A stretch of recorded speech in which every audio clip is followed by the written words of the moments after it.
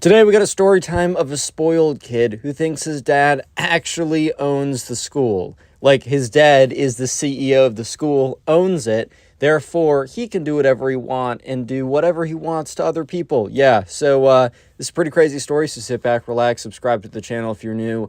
Leave a like on the video to claim your free nothing, as always. And with that being said, let's just jump right into it. Alright, so at the subscriber school, there's a kid who we're going to call Billy. And Billy was a spoiled kid. He was your standard spoiled rich kid. You already know how it is.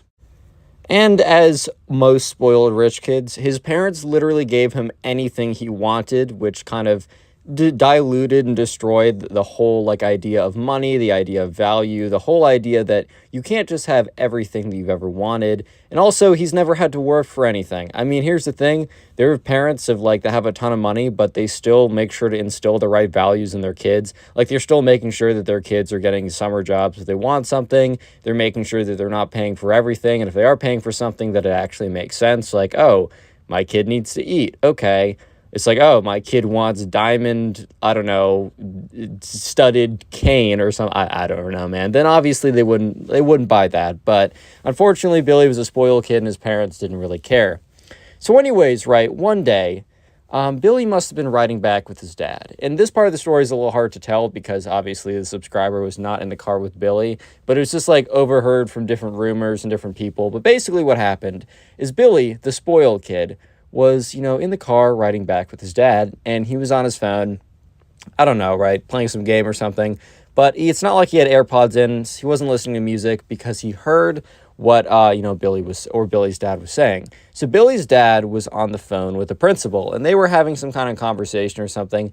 I think Billy's dad, I don't know, did some stuff maybe he did do some stuff for the school. Maybe he gave, donated something, or maybe he volunteered. I don't know. So Billy's dad did have some affiliation with the school. However, Billy, the spoiled kid, was sitting there and hearing that his dad was talking with the principal, somehow came to the conclusion that since his dad was on the phone with the principal, he must actually own the school. So I don't know what Billy's dad said that made him believe that, but I think Billy's dad must have said something that he wasn't like, oh, and since I own the school, he didn't say something verbatim like that, but he must have said something that made sense in context. But since Billy, the spoiled kid, didn't hear the whole conversation and also wasn't hearing what the principal was saying, must have misconstrued that whatever was being said was a conversation that confirmed that his dad owned the school and not that his dad was helping out with the school, which is what actually was happening.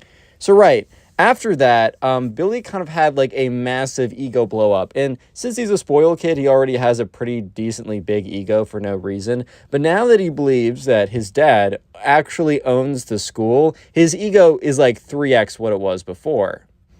So the next day, Billy came in with a newfound sense of confidence. It wasn't as if he wasn't confident before. I think, as I have already said, he was, the spoiled kid. He was pretty confident, right? However, he had this newfound kind of sense of confidence after falsely believing that his dad actually owns the school.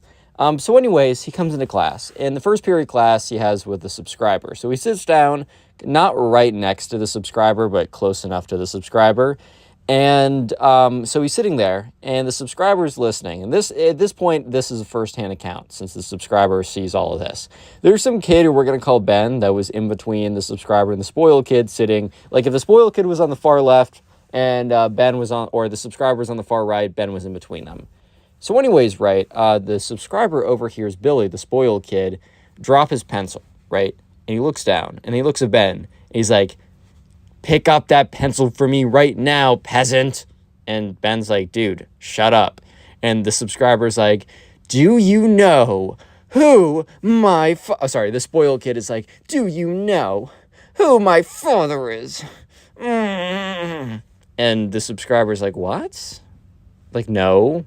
He's your dad. I don't know. Remember, at this point, the spoiled kid is convinced his dad owns the school. Therefore, yes, I can be a jerk to anyone I want. So, yeah, when Ben heard this, he kind of just rolled his eyes and was like, whatever, man. And the spoiled kid is like, "Your insubordinance is noted and will be reported to my father." And the subscriber is just kind of like, oh my God. Because everyone kind of knew the spoiled kid as kind of being a spoiled, entitled kid. But this was a whole new level of just wow, really? really? Like, this is just a whole new level of, damn, this kid's spoiled. Anyways, though, so yeah, sure enough, the subscriber is kind of just like, okay, whatever. However, the thing is, things continue to go on, and things continue to get worse. And as the days went on, Billy the spoiled kid just became more and more unbearable. Like, this kid was becoming an actual pain to just live with. So, yeah, basically the worst was in lunch. So in lunch one day, or during that day, he went up to some kid and was like demanding like his lunch money. Basically, he was paying, like, it was a toll to the, like, Billy was set, you know, when you go on the road and you have to, like, make those stops if you drive really long, those toll booths where you have to pay money to pass through. Basically, Billy, the spoiled kid, went up to some kid and said, "You are now in," and he says his last name, "family's property. You must pay the toll. Please give me $3 or some amount," right? Whatever amount was, like, this kid's lunch money. And the kid was like, dude, no. He's like, "Your insubordinance is noted and will be reported to my father. If you are banned from the school, then don't come crying to me. That's all I'm going to say." And the subscriber overheard this, and he was like, oh my god, this kid is actually the worst.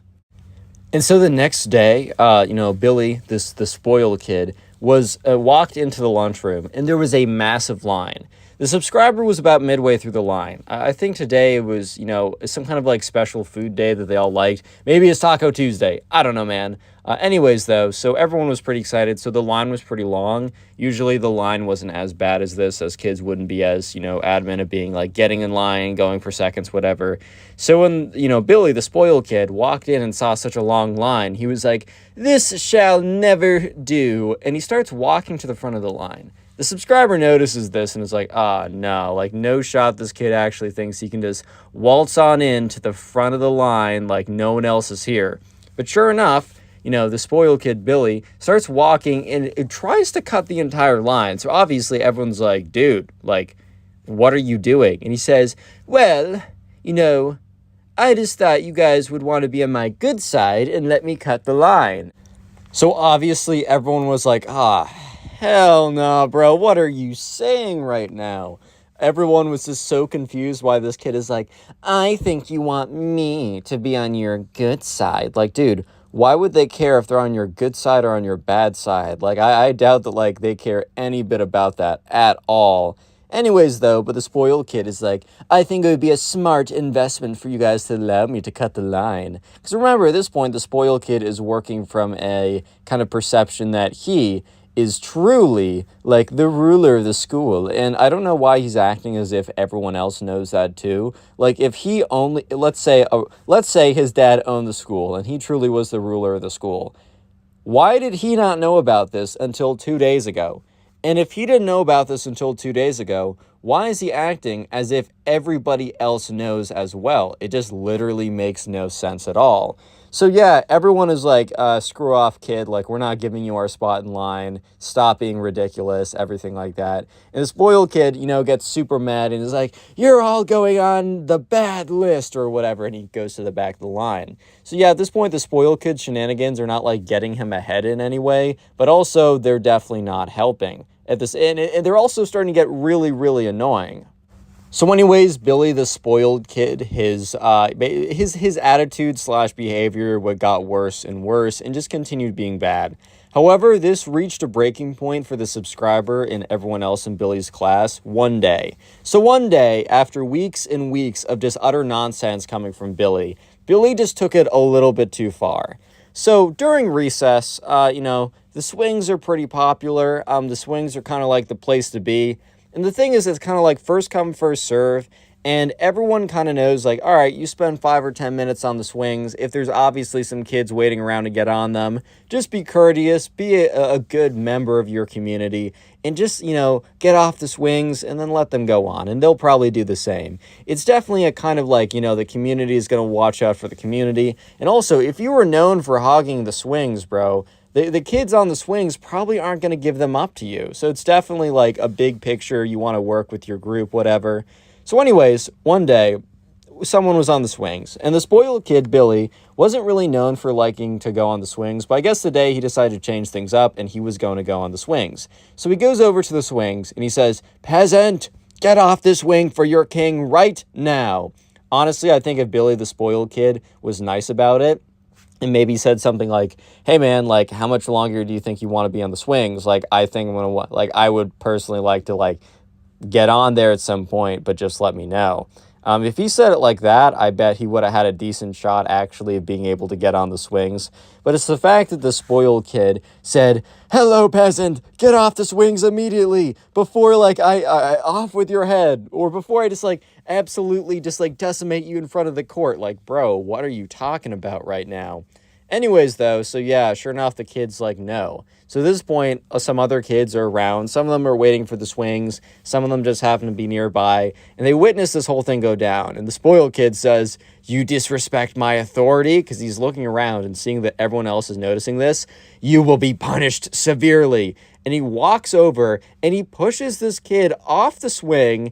And the kid falls over and like hits his head. So he has to go to the school nurse. The spoiled kid is like in timeout or gets a very light, moderate punishment. But at this point, all the kids kind of like get together afterwards and are like, dude, the spoiled kid has gone way too far. Real quick, if you made it this far into the video, comment "school" down below. That'll be the secret word of the day. And also, if you use Spotify and you don't listen to these stories on Spotify, my Spotify is linked, first link in the description, and also the only link in the pinned comment. And finally, up until the summer, we got a little bit of a challenge, a community challenge. It's the binge watch challenge. So basically go down the comment section and comment how many videos you watched today, how many videos you watched this week, whatever you want to put. Here's some people on screen right now that have done so. Thank you to these people. Thank you to you. And with that being said, let's get back to the story. So anyways, right, Billy has gone too far. The spoiled kid has gone way too far. And everyone at the school is in agreement on that. So yeah, sure enough, they come up with a plan. They come up with a plan of action to fix what's going on. So anyways, one day at lunch, or the next day at lunch, I should say, they all go, Billy's sitting at a table alone. He can't eat with the peasants, by the way. He must eat at his own little royal table. But he goes up, they all go to Billy. And they all kind of like surround his table. And Billy looks up and he's like, "Yes, peasants." And the subscriber's like, "Dude, we've all come to agreement. You're acting like a little jerk recently. You got to cut this out," or, the spoiled kid's like, before even the subscriber could say or what they were going to do, the spoiled kid, who's just so shocked because he had never been talked back to before, and he just couldn't possibly imagine that the peasants would be so bold as in to talk back to their superior. You know what I mean? It's just like, oh good heavens, like you would talk back to your superior like that? Are you serious right now, guys? So he's just so taken aback. And, he's all just like, "You guys are making a big mistake. My father owns the school." And they're all looking at him. And they're just like, "Dude, your dad doesn't own the school. And you just can't boss us around like that. Even if he did, you can't boss us around, but he doesn't. So it's not even if you're bossing us around on something that makes sense." And the spoiled kid just blew up on them. He was so angry that they would question his authority, right? And he's just like, starts shouting, "You're all just jealous of me because my father is rich. I can do whatever I want, and you will always be lesser than me. You must submit. You're better off submitting before I destroy you all." And so everyone around the table is like, "Oh my God, this kid is so cringe and lame. I didn't know you could be both like that." So yeah, all the other kids just kind of look at him. And then they looked at each other, and then they nodded. They all nodded at each other because they were all in agreement that action needed to be taken. Yeah, so sure enough, they're still at the table. And after like the spoiled kid finishes his like crazy explosive like freak out session, he's like, the subscriber says, "Look, dude, we're all in agreement. So either you're going to quit, you're going to cut out with all this like peasant talk and trying to cut us in line, bossing us around, and overall just being a jerk to us, and you know what you're doing. You know what if you keep on doing that, we're not going to allow you to do anything." And the spoiled kid's like, "Excuse me?" And the subscriber's like, "Yeah, we've basically talked to the entire class. They're not going to let you play Foursquare. They're not going to let you on the swings. They're not going to let you do this during recess. They're not going to let you do that. And basically, the subscriber goes down a whole long list of basically everything at school that was fun. The whole class was going to basically block him. Think of this of like some kind of like blockade or whatever, just as a leverage tool. Low-key kind of smart from the subscriber and his friends. And the spoiled kid is like, you guys don't control me. I can do whatever I want. And the subscriber's like, all right, man, like, that's fine with me. You can do whatever you want. Like, that's fine. Like, kind of whatever, man. And the spoiled kid's like, ugh, it doesn't bother me at all. I will have fun all by myself. So sure enough, the subscriber, like, kind of looks at the other kids and kind of gives them a nod. And they all go back to everyone else saying that the spoiled kid was not being cooperative, so to block him from anything fun. So over the next couple of days, the spoiled kid is not allowed on the swings. The spoiled kid is not allowed to join them during Foursquare. The spoiled kid is not allowed to do this. No one is talking to the spoiled kid.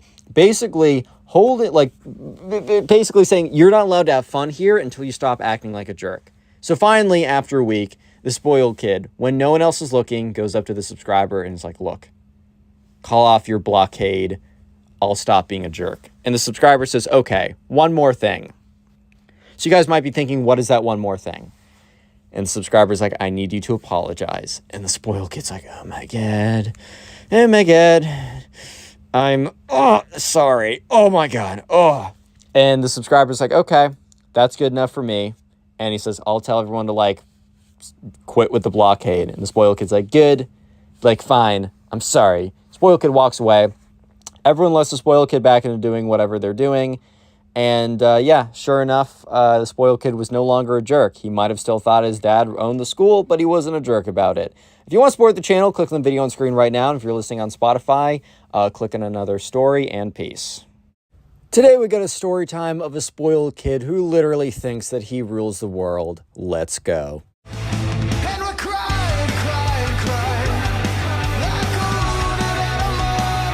Call the subscriber Andrew. So this all happened when Andrew was about in I think 5th grade or so, and there was a new kid who moved into his neighborhood. And this was over the summer, so Andrew has not met this kid yet, as he would probably meet him next year or when school started in the fall. But the new kid's mom got on Facebook and connected with all the other Facebook moms in the neighborhood and was kind of just reaching out to them, being like, hey, you know, my son is new to the neighborhood. He's going to be starting school in the fall, and I really want him to have a good time. Can he meet some of you guys or whatever? So one night, one summer night or whatever, Andrew's mom arranged that Andrew and her would go over to the new kid's house, and so Andrew can meet the new kid and they can become friendly before school starts, and also so Andrew can meet the mom as well. Anyway, so that night, rolls around and, they get into the car and they drive over, and, Andrew is talking to his mom. He's like, Mom, I don't think I've ever been to this part of the neighborhood.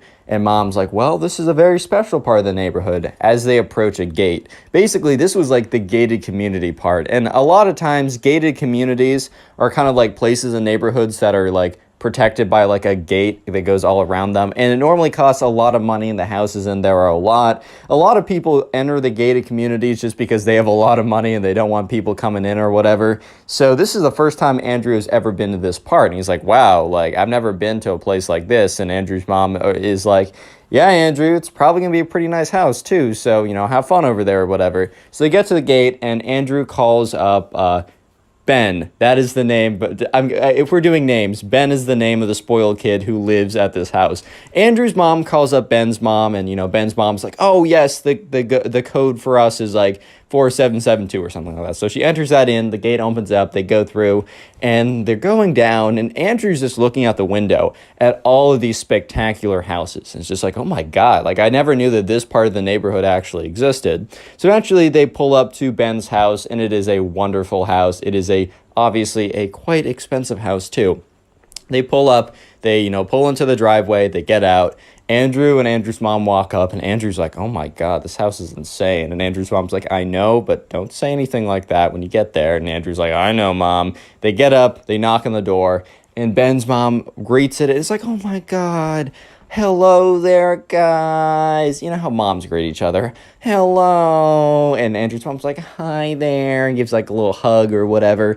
And, Ben's mom's like, well, Ben is upstairs. I told him to come down, but he's in the middle of one of those video games. You know how it is." And they both laugh, and Andrew's like, "What?" And Ben's mom's like, "Well, Andrew, just run up there. Run up into Ben's room. He'll say hello."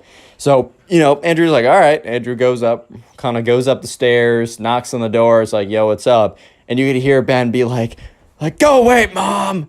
And Andrew's like, "Hey, it's not your mom." And you just hear like a silence. And then you hear, "Open the door." And so, Andrew opens the door, walks in, and Ben is in the middle of like, I don't know, like a Fortnite game or something. He's playing some game and he's completely like occupied. He's like, "Hello there, what was your name?" Andrew's like, "Andrew." "Ah, Andrew, hello. I'm pretty busy right now, so feel free to just take a seat on my bed." "Actually, no. Can you stand? Can you stand? Is that okay?" Andrew's like, "Yeah, that's fine. That's fine, I guess." And so Ben is just going away, playing his like Fortnite or whatever, and Andrew can hear the two moms downstairs laughing at something that probably wasn't that funny that the other one said, but you already know how it goes. But anyways, eventually, Ben, he loses. He's like, boom, slams his fist on the table. He's like, "God damn it." And he turns around. He's like, "Yo, what's up? Hey, sorry. Weird introduction. My name's Ben. What's your name?" And Andrew's like, "I just said that," but he doesn't say that. He's like, "My name's Andrew." And then Ben's like, "Well, don't expect me to remember that. I might have to ask again." And Andrew in his head is like, "Dude, well, I'm coming to your house because you wanted to meet people. Are you serious?" But anyways, right? Andrew just kind of like bites his tongue and is like, "All right, whatever." And Andrew's like, "So, what do you like to do?" And, Ben's like, "I don't know. I like to play Fortnite. I like to take my parents' cars for a spin." "What cars do your parents have?" And Ben's like, "Oh, no, don't even tell me. Let's go to the window now." So Ben leads him to a window that looks outside, that like looks out at the cars, because he's looking at the car that was parked. And Ben is like, "Oh, that's so sad. That's so sad. I don't even know what kind of car that is. And trust me, if it was a nice car, I would have known." And Andrew in his head is like, "Oh my God, this kid probably had to leave the old place he was living because he burned all the bridges with anyone he could have been friends with. Oh my God." And Andrew's like, "Well, yeah, it works. It's a car. It got me from my house to here, so it functions." And Ben's like, "Well, I guess kind of. I'm surprised it isn't falling apart right now. Like, when's the last time you got that checked for like raccoons living in there? Oh my God." And Andrew's just like looking at him like, "What?" And Ben's like, come here. They walk downstairs, and Andrew and Ben's mom's like, "Oh, look at those two. They're already becoming such great friends." No, they weren't. But anyways, right, Ben leads them out, and he's like, "All right, man, come over here." He brings them to, like, behind, like, the backyard of his house, and it's a pretty crazy house. Like, there's a massive backyard, and then there's this garage, and it's a car garage. So Ben's like, "Take a look at this," and he takes out this like clicker and he clicks it, and then like this garage door starts to open, and there are 4 freaking cars back there, and it's like Mercedes S-Class, Aston Martin. It's like the fanciest freaking cars on planet Earth. And Ben's like, "Look at these babies, like these are insane. These are all my dad's cars. Like my mom has this like stupid G-Wagon or whatever, but these cars, these are how you get all the women, bro." And Andrew's like, "Okay." And Ben's like, "Yeah, these cars go for at least $200,000 each at auction. Unlike most cars that depreciate and fall apart, these actually aged like fine wine. I don't know how, but that's what my dad said." And Andrew's like, "Andrew, do not beat this kid up. Do not beat him up. He deserves a punch in the face, but don't do it. Don't do it, Andrew. Don't do it." And Andrew's like, "So, cool." And Ben's like, "Of course it's cool. It's awesome. My cars are awesome. There's not even a question. There's not even a doubt in my mind that they are the best cars ever. Oh, want to take a look at your car again?" And Andrew's like, "Nah, I think we took a good enough look. Anything else you want to do?" And Ben's like, I don't know. Let's just go back upstairs, I guess." So they walk back upstairs, and Andrew, as he's passing his mom, Andrew's mom looks over, and Andrew makes this face of like, like kind of like does that, like, you know, that like you take your hand, you kind of like make a quick movement next to your neck, like nah, like this is not good, bro. And Andrew's mom kind of gives him this look of like, keep going, like doesn't matter, like shut up. And Andrew's like, okay, fine, I'm not getting saved from this, I just got to deal with this kid. So anyways, Ben's like, so do you want to see my third floor? And Andrew's like, you have a third floor to your house? He's like, yeah, we actually have a fourth floor too, but let me show you the third floor of the house. And he opens it, he goes up these stairs, and they walk up, and it is the most insane thing ever. Every game, every toy, everything is on that floor. It is the most insane thing ever. There's air hockey, there's a like a mini bowling thing, there's a mini golf thing. It is ridiculous. And Andrew's like, oh my God, dude, this is insane.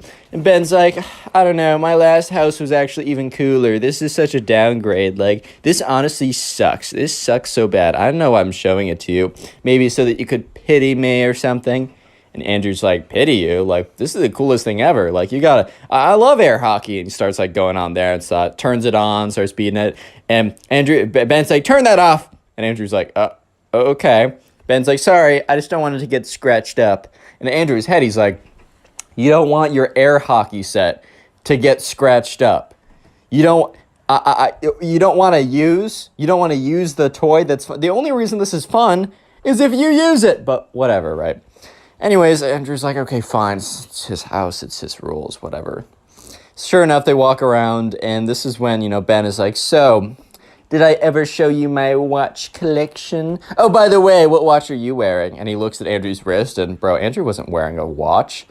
And Ben's like, oh, that's so sad. Okay, come with me. And once again, Andrew in his head is like, Andrew, don't punch this guy in the face. This guy probably has fancy lawyers, and you will be even more broke than you are now. Andrew, for the love of God, do not punch this guy in the face. I know you want to, but for the love of God, he will take all the money from you and buy another stupid watch. And so they walk over, and, Ben's like, so, you see this one? This one I got for my 13th birthday, a Rolex. And Andrew's like, okay, that's nice. 13-year-old kid with a Rolex, that's normal. And he's like, and this is and then he goes on and says other fancy watches. And Andrew doesn't know. Andrew knows what a Rolex is because they advertise everywhere and they're known for being fancy. Then he lists off a bunch of other watches. And Ben's like, do you know what this watch is? And he lifts it up, and Andrew's like, no. And Ben's like, uncultured, kind of says that under his breath. And Andrew's like, Andrew, do not smack this kid in the face. Andrew, I know you want to do it. I know you want to give him a clean sock in the face, but you just can't do it, man. Just can't do it. And Ben's like, yeah, man, that's crazy. You don't know what this is. Anyways, this one is the most expensive one so far. Do you want to look at it? Do you want to touch it? Andrew's like, I guess. And Ben's like, false. You do not want to touch it. Wrong. If you touch it, the value it would just fall apart. The value would just go down to zero if you touched it. And Andrew then says, well, I mean, you're touching it right now. And Ben's like, yeah, it doesn't matter if I touch it, but if you touch it, the value goes to zero. And Andrew's like, Andrew, don't punch this kid in the face. Whatever you do, I know you want to. I know you got a clean shot right now to just sock him in the face, but don't do it, Andrew. Don't do it. Do it for me, buddy. Do it for me. You don't want to lose. You don't want to make this kid buy another car with your money that's going to be taken from your mother. Don't punch him in the face. He's got fancy lawyers. Real quick, if you made it this far into the video, comment spoil down below. I just want to see how many people made it this far, and I want to see the names and faces of the people who do. I'll try and heart a bunch of comments that say the secret word of the day. Don't take it personally if I don't get to your comment. And if you want to support the channel even more than you already have by making it this far, which thank you, watch time is super important.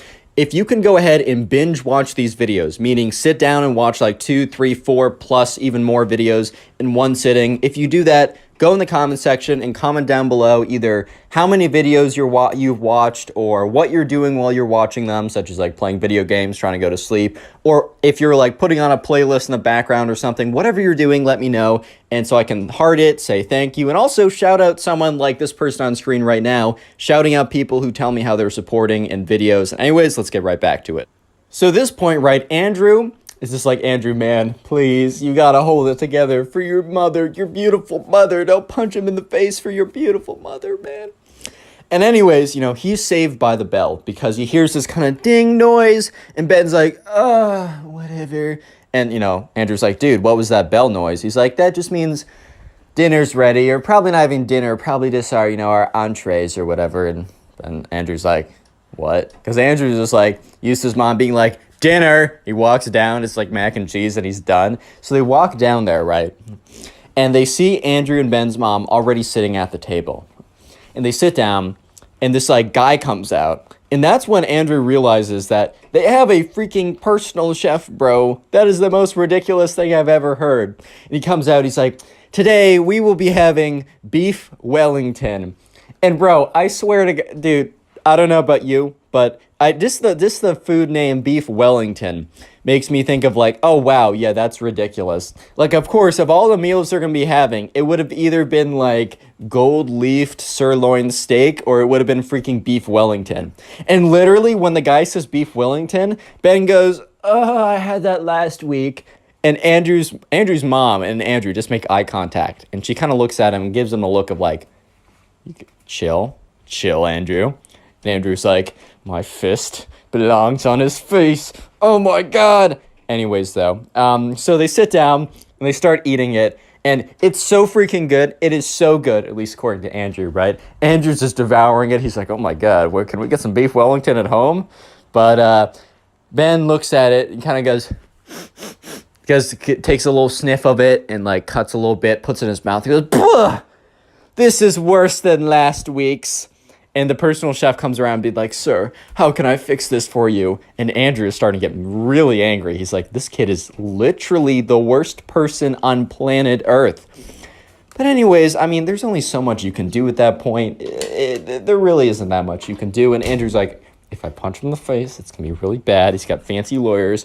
And, Ben's like, whatever, I'll starve. And the chef's like, no, please, let me get you something. And Ben's like, no. You had one shot, one opportunity, you blew it. And so the chef took it away. Andrew finishes it. And Andrew actually like stops the chef and says, hey, I'll take that. And the chef's like, all right. So the chef gives him, like, Ben doesn't see it, but Andrew takes Ben's plate with like one bite into it and just immediately devours it as well. And eventually, right in between that and like their dessert, Ben's mom is like, so I'm so excited that you two are getting along. That's so nice. How about we go around, we talk about like our highs and our lows. Let's do rose and thorn. Tell me what was a good thing, that's the rose, and tell me what is a bad thing, that's the thorn. Ben, do you want to go first? And Ben's like, fine.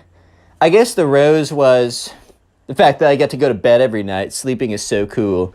But I guess my thorn's actually a lot of things. Let me take a second. Oh, I know exactly what my thorn is. You know that new kid, that stupid kid, Mom? And, like, Ben's mom's like, what, honey? He's like, yeah, you know that stupid kid that you had me hang out with yesterday? He totally was not respecting my authority. He did not understand that I was this intrinsically a better person than he was. And Andrew at this point was like, what the fuck? What? Intrinsically a better person than you are? Bro, what are you saying? And then Ben goes on to go completely mask off. And he's like, yeah, you know how, like, that kid didn't have any money? And Ben's mom's like, Ben, I think it's time to elaborate on your rose. I think we've heard enough of your thorn. Trying to cover up the fact that her son is a complete lunatic, a maniac, freakazoid, right? And Ben goes like, well, no, let me finish my thorn. Yes, this kid, he didn't understand that, like, when I told him to give me a foot massage and I'd give him, like, $5 because that'd be more money than he'd ever seen his entire life or something, he, like, totally flipped out. And then I went on to tell him that, like, we live in a society, like, the caste system. I was learning about that in history and how, like, he's the peasant and I'm the king in this society. And that, the dynamics, right, the dynamics between the peasant and the king were not really being reflected in the way that he was talking back to me, Mom. To me. And at this point, Andrew's like, is this staring at his mom? Just staring at his mom. And Andrew's mom kind of like gives him like a kick under the table. Because like Andrew was like, bro, I gotta say something, man. I gotta say something, bro. Like, I can't let this go on. And Ben's mom is looking mortified. Because while she lives in a bubble, she also understands what is not polite conversation. And one could say that this was not polite conversation. You know what I mean?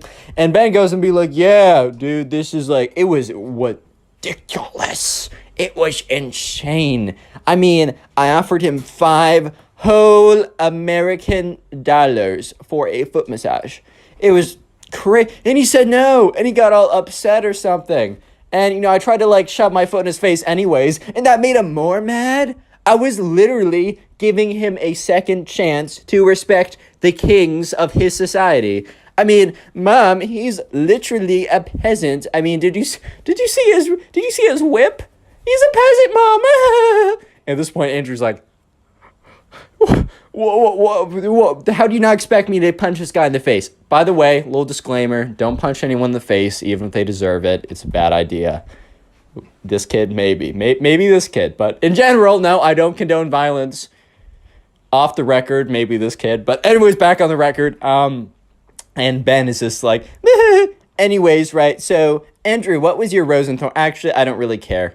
Mom, this game sucks. What's the next thing we can talk about? And Ben's mom is like mortified once again. And Ben's mom's like turns to Andrew, and Andrew's mom's like, isn't Ben so funny? He's like a comedian or something. He's really funny. And Andrew's mom's like, yeah.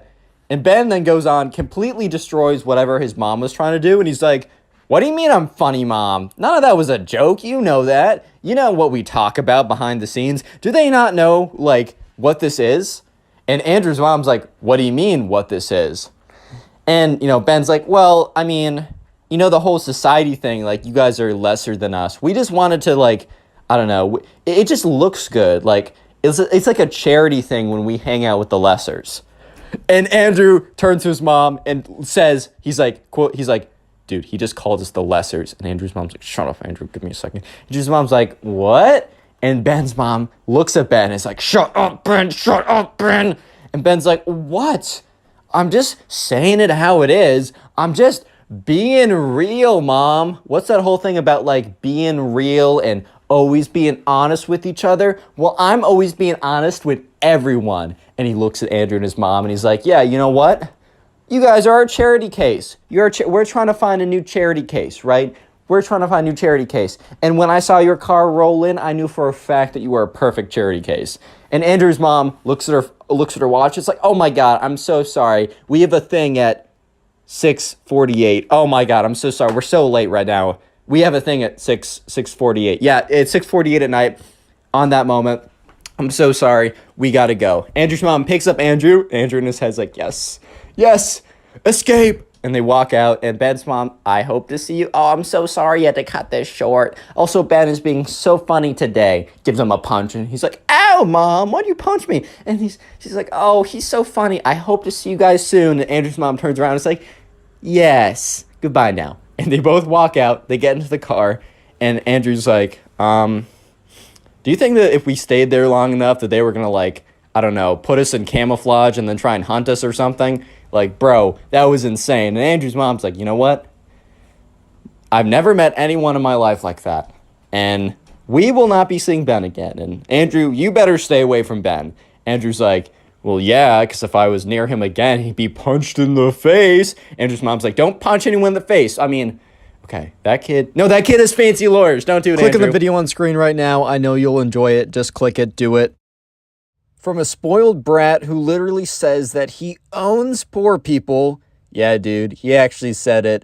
To a kid who starts crying because they have to fly public transportation. Oh, good heavens. These are the most spoiled kids of all time. Let's go. And we're crying, crying, crying, like a wounded animal. So we're going to call the subscriber who submitted the story Jeff. So anyways, Jeff had an older cousin, and his older cousin's parents were very, very rich. And Jeff was very kind of middle of the line, middle class. He wasn't poor by any means, but he also wasn't rich by any means. So whatever you define that is whatever it is, right? So sure enough, Jeff had not seen his older cousin in a really long time. So Jeff's mom got like in touch with Jeff's aunt, which is the mom of Jeff's cousin, right? And I think they were just talking and they were just like catching up or whatever. And they realized that it had been such a long time since they got together.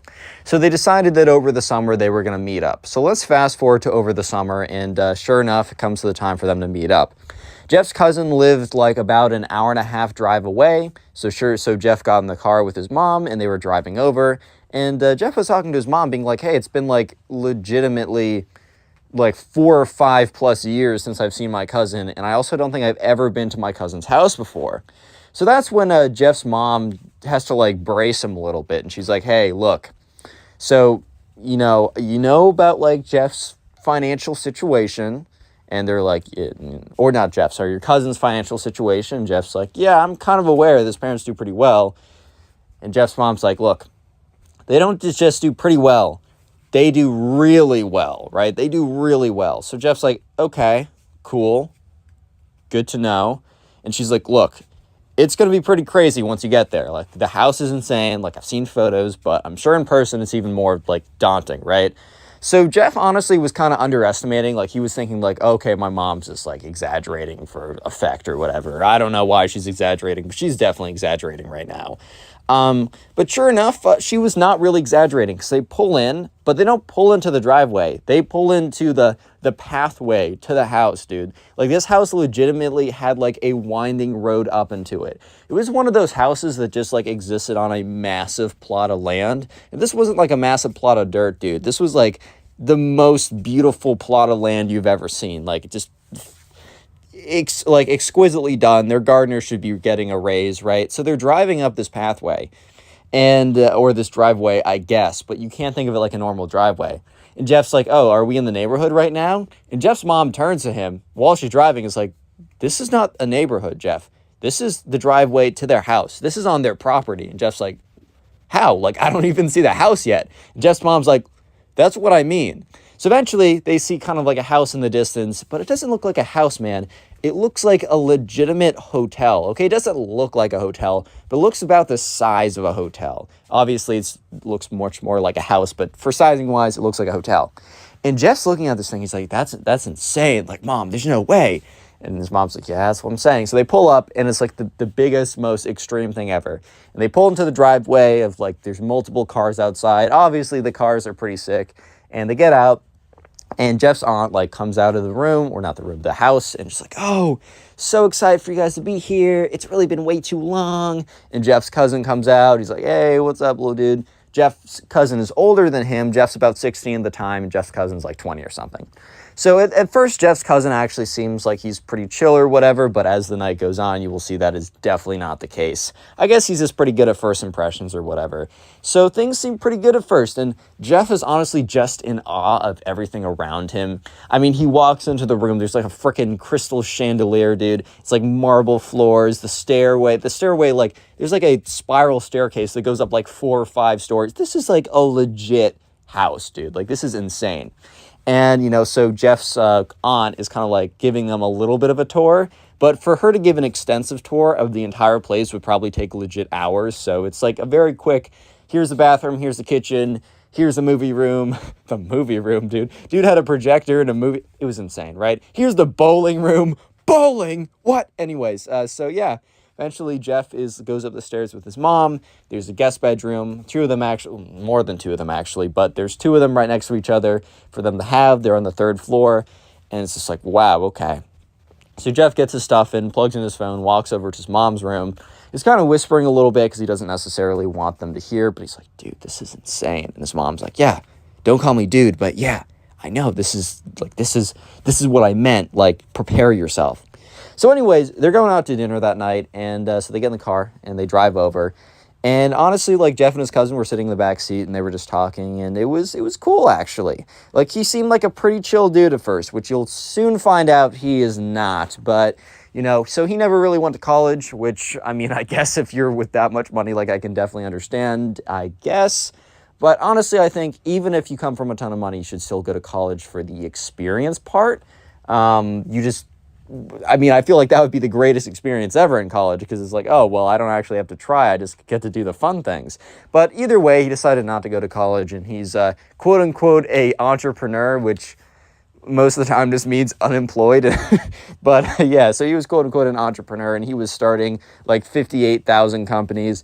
Man, look, you're not Elon Musk. You can't run 3, 4, 5 companies successfully at a one time, right? try and get one to work in the first place. Like, you think Elon Musk started doing 6 companies in a row that all worked? No. Look up X.com, which will go to PayPal, which PayPal Mafia. Very interesting saga. You should look into it. But anyways, right, so he's talking about all that, and Jeff's kind of just, or sorry, Jeff's cousin. If I said Jeff, I meant Jeff's cousin. And Jeff is kind of just sitting there like, okay, dude, sure, you're an entrepreneur. Word, got it. Okay, dude, cool. Okay. So they get to the restaurant, they sit down, and then they're talking about everything. And so Jeff's aunt is like talking about, because, you know, they're just catching up or whatever. They're getting to know each other again. Jeff's aunt is telling them about this like really crazy trip that they went on. And I think Jeff's mom was just a little, oh, not Jeff's mom, just aunt. I think Jeff's mom's sister. I think that's how that works. But Jeff's aunt is a little bit, well, not a little bit, probably pretty naive or just oblivious of how ridiculous of a story she's telling. And I don't mean ridiculous in the sense of like, oh, that's unbelievable, right? It was unbelievable in the sense that you believed it, but the fact that someone lived like that was unbelievable. Look, if you go on really insane trips like that, sometimes it's just better to keep the details to yourself. Like, if you went somewhere really cool, you can tell someone all about it and tell them about what you saw. But, like, they were adding in all the details of, like, oh, yeah, we rented out a Ferrari. It's like, dude, what? It's like, yeah, we yachted around. It's like, dude, what? It's like, that's fine if you did it, of course, like, whatever. But maybe not telling the random person, like, I get it, it's cool or whatever. But, like, bro, I don't know. So, like, Jeff is kind of sitting there like, dang, I could never, like, this life is insane, right? So eventually they get back. And it's a little bit later. But Jeff's mom, aunt, and cousin, they all start having the adult apple juice. I think I can say that they're drinking, but like, YouTube can be weird sometimes, so I'm just going to say that they're all drinking special water. I'm just say they're drinking. No more word arounds. You know what I'm talking about. YouTube, I honestly don't think they care that much. So yeah, they all start, you know, they drink some, I don't know, wine or something. And the thing is, right, Jeff's cousin really starts going hard at it. And he gets fairly drunk. And the thing is, right, when you say stuff when you're drunk, a lot of times you don't actually mean it, but you also kind of do. There's sometimes you just say stuff that's just not true. But in a lot of cases, it kind of just brings out parts of you that maybe you try and just kind of push back so that you can remain in civilized society. You know what I mean? So, yeah. They were all kind of like sitting around, and Jeff was not drinking because maybe he did a little bit with his friends, but dude was 16. His mom was not having that happen, so he got his like club soda or whatever, which is what I get when I go to restaurants because club sodas are great.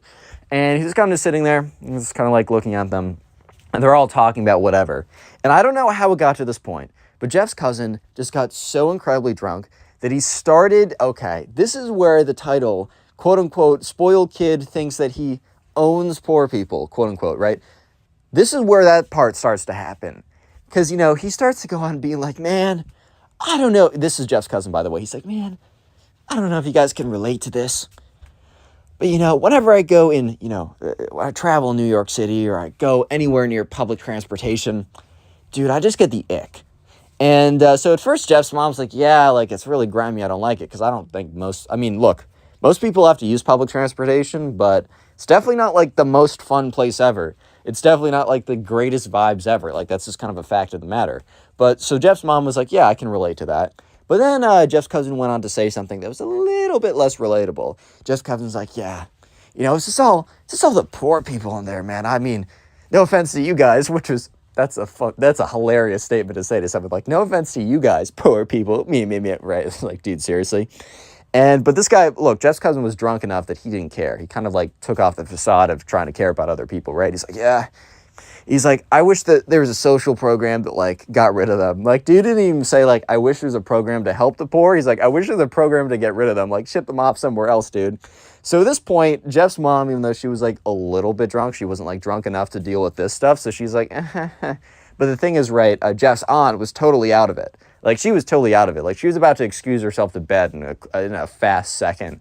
So she was she wasn't able to intervene when Jeff's cousin was talking his crazy talk, right? So he goes on to say, and this is where the famous line in the title, he's like, you know what? I've been thinking about this, and, you know, throughout history, you know, there have been kings, there have been lords, and there have been peasants. And, you know, The kings own the peasants. The peasants do everything for the kings, and they make sure the society works. He says, you know what? In this society, modern day, I'm the king, and I own the peasants. And, it just works that way, man. It just works. It's like when the rich people own the poor people. And bro is literally saying this at this point. Look, dude, remember, the subscriber, Jeff, all he has is a club soda. He is stone cold sober. And he's hearing someone saying that, hey, man, life was better when I owned the poor people. Like, dude, what? So Jeff is sitting there super awkwardly, trying to make eye contact with his mom. And his mom is kind of looking at him chill. Don't say anything. Because she doesn't want to look, they're sleeping over at their house that night. She doesn't want to cause a problem or anything. But obviously, it's pretty problematic what he's saying. He's like, yeah, man, society just worked better when the poor people did exactly what people like me would tell them to do. Think about it. How bad was society in he said I don't know, a 1600s kingdom, which I don't know if you heard of the French Revolution before, but might want to look into that because people weren't too happy about that system, at least not for a long time.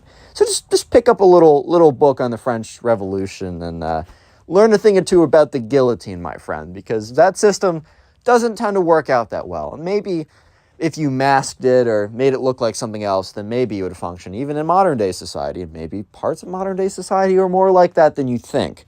And it's just a bunch of smoke and mirrors and not showing your entire hand. But anyways, I digress. Because Jeff is sitting there in the most awkward, uncomfortable situation.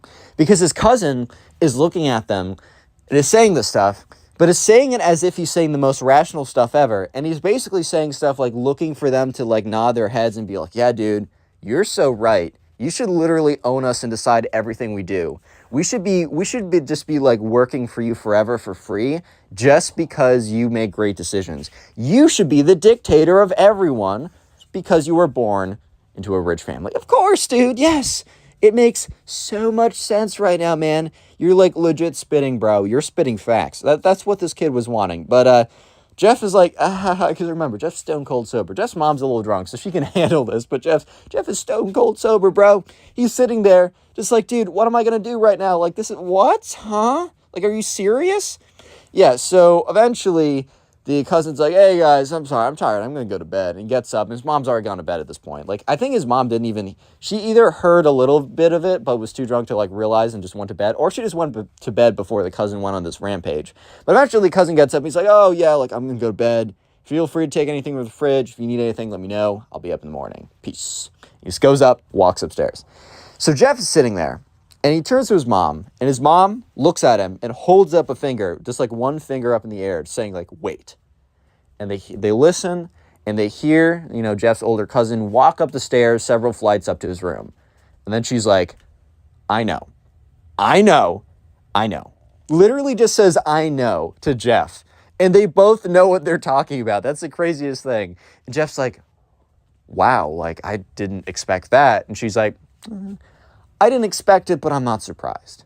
And then Jeff's mom goes on to tell about how Jeff's aunt got into money really quickly, and because Jeff's cousin's dad, I think that's Jeff's uncle, yeah, he just basically, he didn't win the lottery, but he basically struck gold incredibly quickly. It wasn't a gradual rise or whatever. And basically, Jeff's aunt was just really not sure how to parent correctly because his kid was their kid was just kind of as soon as they got into money, their kid was just starting to become of age of 4, 5, 6, 7 when they started to really develop. And she didn't know how to parent correctly, and it was a mess, and she feels terrible. But apparently Jeff's aunt feels terrible about how things have gone, but they just don't know what to do. And yeah, so she explains this all to Jeff. Jeff's oh, word, okay. They both go to bed. The next day they wake up, and Jeff's cousin is just really quiet in the morning. And he says something hey guys, I have no recollection of what happened last night. I don't think I did anything bad, but I was cool, right? And Jeff just looks at his mom, and they both look at each other. And, they're yeah, no, dude, you're good. We just had a good conversation. He's what did I talk about? And Jeff and his mom did not want to say what he talked about. So they're oh, you were just talking about stuff. And he's okay, cool, word.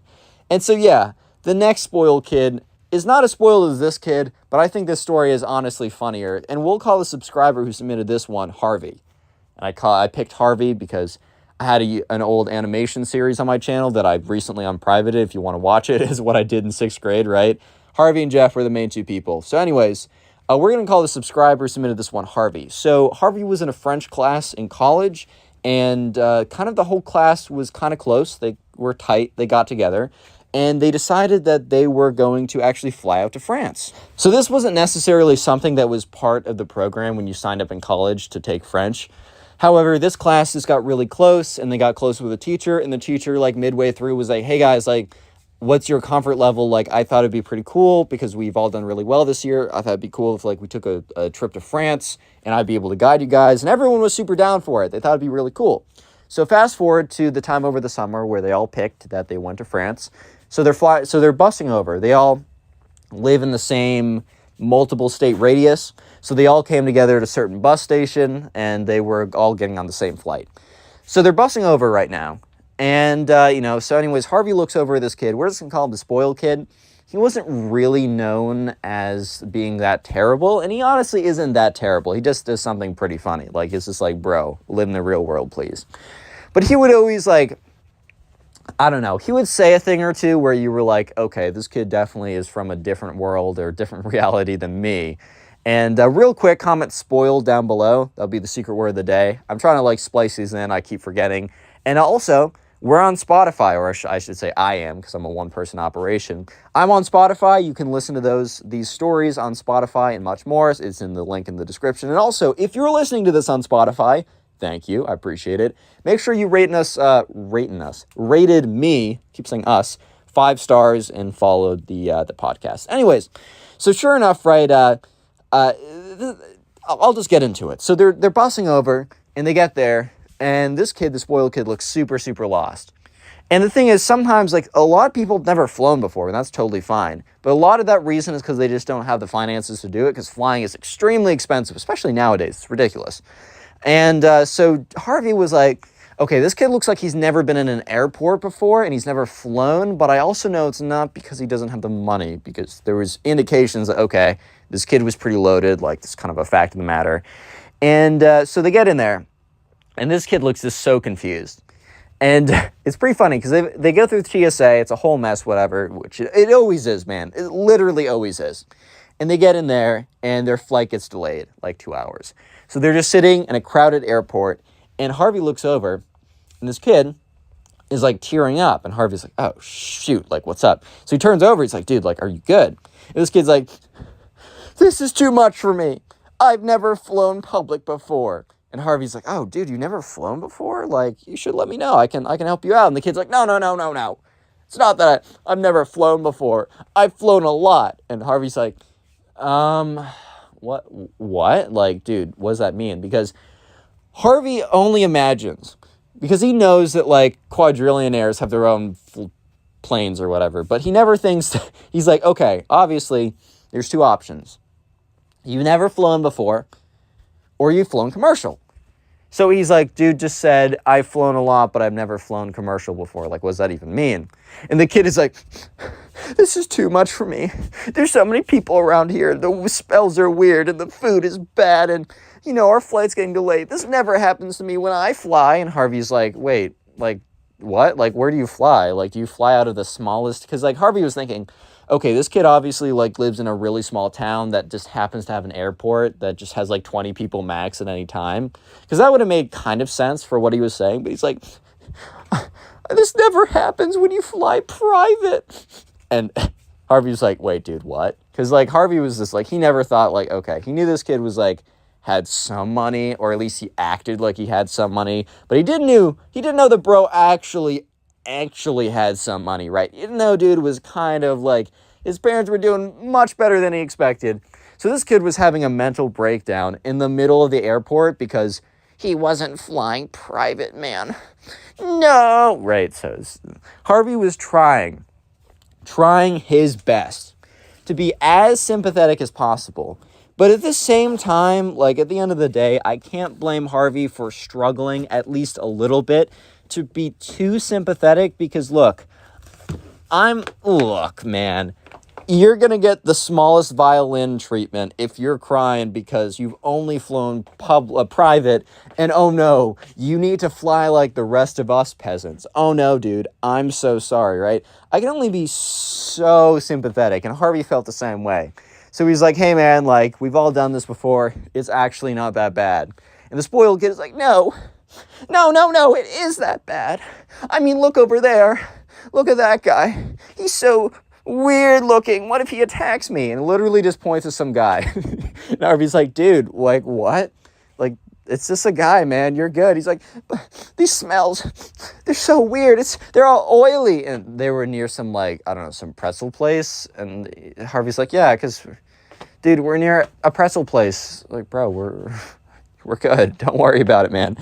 like we're chilling. Don't worry. And the kid's like, no, this is too much. I want to go back to private.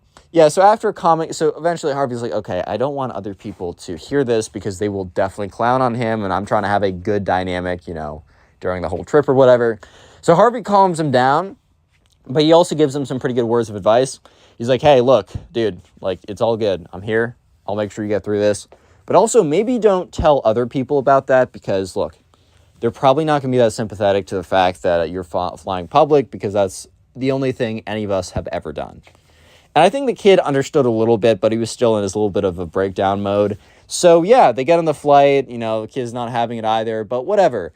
A couple days into their trip into France, it's awesome. They're all getting along together. The kid actually finds her, because they were like chilling. The kid was chilling. He was cool again. But he actually goes ahead and finds Harvey and pulls him out of the crowd. And he says, hey man, can we talk for a second? And Harvey's like, yeah, dude, like, what's up? He's like, look, I'm so sorry for the way I just broke down the airport. Like, that's so embarrassing. Thank you for, like, not telling other people, but also thank you for just telling me not to tell other people. Like, I think I was honestly going to go and find as many people as possible to complain to. You kind of saved my butt there, and I really do appreciate it. Harvey's like, yeah, man, no problem. We're good. Click on the video on screen right now. I know you'll enjoy Today it. we got a story about a spoiled kid who acts like he owns the world, but then the principal brings him back to reality, and it's super satisfying. I know you'll enjoy it, so let's just jump right into it. And we're crying, crying, crying like a wounded animal. So we're going to call the subscriber who submitted this story Jeff. So anyways, right, there was a kid in Jeff's class who we're going to call the spoiled kid because he was genuinely just like the most spoiled kid on planet Earth. His parents gave him everything, and because he always got anything he ever wanted, he just had an air of entitlement to him. He genuinely believed that he received everything that he's received, not because it was given to him, but because it was like his right. He was born into the right to have everything, right? Basically, he believed that, you know, everything that was going well for him in life, he genuinely believed that that was because of his own grit or intelligence, or, which, I mean, I guess some of it was, but the majority of, like, what he had was because it was given to him. So this can kind of mess up a kid when this happens to them because they'll basically have their ego inflated so bad that they'll end up doing ridiculous stuff. And this was a great example of it. So this spoiled kid, right? You know, one day, Jeff had a girlfriend. We're going to call this, what are we going to call her? We're going to call her Maddie, right? So Jeff's girlfriend, Maddie, they've been together for like a year. They were a solid relationship, right? So this was high school for context for the setting. And Maddie and Jeff were together for a while, and they were a very strong relationship. Like, there was no way that Maddie was going to cheat on him. However, the spoiled kid, who believed that he was entitled to everything on the planet, saw Maddie, thought she was beautiful, and decided, you know what? That's my girl now, man. He genuinely believed that he genuinely believed that, like, oh, wow, if I want something, I will get it. So, yeah. This all started one day when the spoiled kid started to hit on Jeff's girlfriend, Maddie. And so, you know, he's walking down the aisle, or not the aisle, the hallway. Jeff went off to go get something, and Jeff turns around to see that the spoiled kid walked up to Maddie and is like talking with her. And you can kind of just tell by the spoiled kid's body language that he is definitely interested in something, that he's definitely not just like asking for directions or, oh, do you have a pencil, or kind of like asking for something that you might ask anyone. He was very clearly had a pretty strong intention for what he was doing, and it was pretty obvious what he wanted, right? So, Maddie started walking back to Jeff, the subscriber, and Jeff was like, oh, like, what's that? Because Jeff thought, okay, maybe Maddie and the spoiled kid were friends or something, and he just didn't know anything about it. And Maddie's like, I think that guy just hit on me. And Jeff turns around to see the spoiled kid, and they both look at the spoiled kid, and the spoiled kid turns around and literally winks at Maddie, gives her the 2 finger guns, and then walks away. Like the cringiest thing you've ever seen, bro. So sure enough, Jeff looks at Maddie. He's like, ew, what? Because, yeah, the spoiled kid was very notorious for being, how do I put this? Not the greatest guy ever. Like, he was just notorious for being super spoiled, entitled, super arrogant, cocky, just not a good kid, right? And Maddie's like, yeah, no, this is, like, very like this kind of sucks, dude. Like, I don't want to have to, like, reject him, but I also am going to reject him. And Jeff's like, I think it's pretty obvious. I think it's pretty common knowledge that you and I have been in a relationship for a while. It's not like we've been hiding it. It's not like some kind of big secret we have kept from everyone. And Maddie's like, yeah, I'm like 90% sure he knows that too. So I don't really know what he's doing. And they kind of came to the conclusion that the spoiled kid did know that Maddie was in a relationship with Jeff. But, at the end of the day, if you've gotten everything you've ever wanted, and if you wanted something, you get it no matter what. Like, at the end of the day, I think the spoiled kid had the mentality of just because, like, there's a goalie in the goal doesn't mean I can't score, bro. I'm still going to make my moves, which he will make his moves in just a second. Don't worry, boys and girls. But anyways, so Maddie's like, oh, God, like, he definitely knows. And Jeff's like, dude, yeah, he definitely does know. Maddie's like, okay, well, I'm going to have to reject him, right? And Jeff's like, okay, well, reject him if he asks for anything, but, like, we don't even know if he's totally into you yet. We don't know if he's going to do anything. And Maddie just looks at Jeff like, Jeff, I know how guys act. I know how guys act when they like me. It's the way that you acted around me, like a year ago or whatever. And Jeff's like, well, okay, fair. You got me there. She's like, he's definitely going to try something. I'm just going to reject him when he doesn't. Jeff's like, cool, okay, whatever. So the next day, they're sitting at lunch together because Jeff would normally hang out with the boys a lot, but he kind of like carved out lunchtime for specific time with his girlfriend. So Jeff and Maddie were sitting at lunch together, as they always did, right? And the spoiled kid came and sat down. So it was a 4-person table, but there's enough tables in the cafeteria that people could sit by themselves, no problem. And so Jeff and Maddie were sitting together at a 4-person table with just 2 of them, and no one else would really sit down because everyone knew they were basically just going on a date every single day at lunch. Like, it was their private time, and so many tables around that there was no need to sit with him. It's not like you'd have, oh, we're out of seats, I gotta sit with you guys. But anyways, the spoiled kid literally sits down next to Jeff. And it's like, what's up, Maddie? Like, my name's like, spoiled kid, like, nice to meet you. And Jeff's like, oh my God. And Maddie's like, hello. It's like a bit of a question mark, right? And the spoiled kid say, oh yeah, what's up? Is this your like friend or something? Maddie's like, this is my boyfriend. And at that point, the spoiled kid looks and it's like, oh yeah, right, whatever, same thing. Dude, the spoiled kid literally says, oh yeah, same thing.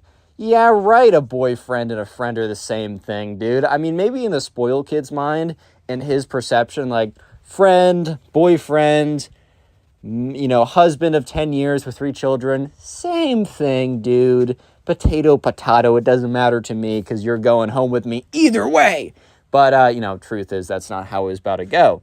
So he literally just, acknowledges Jeff's presence for a second, saying, yeah, same thing, whatever, kind of, trying to nullify the fact that he is literally Maddie's boyfriend, and then immediately turns to Maddie and just starts, talking her up. And I don't mean being like, how's your day? I mean being like, you look beautiful in that whatever that you're wearing. Like, oh my God, like your nails complement your eyes so much. Like, oh, did you hear? I actually have this really crazy whip and like all my girls are able to drive in it and you can take photos for your Instagram. Like literally the most blatant stuff ever. And it was really freaking cringy and uncomfortable for Jeff because dude was literally sitting right there as this guy fails to try and pick up his girlfriend as he's sitting right there. And Jeff wasn't some crazy confrontational guy. Yeah, I don't think I'd be pretty happy if I had a girlfriend. Sad. If I had a girlfriend and some guy came up and tried to minimize my presence and started flirting with her super blatantly. If I had a girlfriend, I don't think I wouldn't care if she talked with guys because I have plenty of platonic relationships with women. I think having relationships with people across, like, that's not the same, like, gender as you, I think that's a really cool part of life, because there's kind of different energy with different people, I've personally found. So yeah, like, I personally wouldn't care, but at the same time, I think, like, if someone was very blatantly flirting with someone who's my girlfriend while I was sitting right there, I wouldn't be like, hey man, that's my girl, back off. Like, dude, I can definitely tell if she's able to manage it or not. I don't think I'd be very happy about it. I wouldn't be like, yeah, this is my boy. Like, yeah, no. Like, come in for, I can share, man. I wouldn't be happy, but also this guy is very clearly not a threat. So Jeff kind of sat there really awkwardly, just like, what, dude, what do I do right now? Like, this guy's flirting at my girlfriend, but he's failing, and I know it's not going to succeed, but I have to sit here and listen to it. Like, this is just so uncomfortable right now. And, yeah, Maddie was kind of like, as this guy was like, yeah, so, like, all my girls get, like, the best treatment ever. Like, I gotta, they get, like, the craziest presents for their birthday. And, like, if you were my girl, it would be the same deal. Like, you don't understand. Like, you would be, like, you'd be my princess, and you'd be treated like one. Like, have you ever wanted to know what it would be like to be treated like royalty? And Maddie's just looking at him like, dude, like, okay. Like, sure, man, you might be able to buy me a cool bag or something, but that doesn't negate the fact that, one, I mean, I have a boyfriend, but even if I didn't, that still means I have to spend time with you. And you're such a trash person that's like you'd have to pay me like $1 million per year. It's a full-time job, bro. It'd be a full-time, hard, arduous job for me to hang out with you. Like, you're gonna have to pay me a lot more than one really nice bag and a good time on my birthday only. Because it would be a full-time job, bro. You need to pay me a lot if I was gonna be with you, right? So she's kind of just sitting there with a very blank look. And look, the thing is, too, is Maddie was making it as clear as humanly possible that she was not interested, that she was not rocking with the spoiled kid, right? Because she was just sitting there giving him a very kind of like glazed over expression, a very blank look, a very just like, bro, can you please leave type look. Like, she wasn't like saying thank you to any of the compliments. She wasn't being like, oh, tell me more, when he was like, yeah, oh, my girls get the best treatment ever. Eventually, though, the spoiled kid is like, so, what are you doing this Friday night? So if you just tell me, well, like, your home address, like, I'll literally come in like the sickest whip ever, and I will pick you up, and we can drive around anywhere, and just so people can see you in such a cool car with me if you'd like. Like, it's just a courtesy I give to my girlfriends. By the way, you'd be one of many girlfriends because I'm an alpha male top dog, bro. Just so you know. But, like, I treat all my girlfriends really well. Maddie's just looking at him like, bro, who are you, man? Who are you? And by the way, that was a bluff. He didn't have any other girlfriends, but he thought if he told girls that he had 1,000 girlfriends, that they would be like, oh, wow. I don't know, a proof of concept, man. You must be great. If other people are your girlfriends, then I would love to be as well. Haha, no, it was the dumbest thing ever, right? So Maddie then is like, hey, no, I'm actually busy. I can't. And the spoiled kid's like, whatever, that's fine. I'm actually, I'm looking at my calendar right now, man. I'm actually so busy Friday night. Yep, okay, it doesn't work for me either.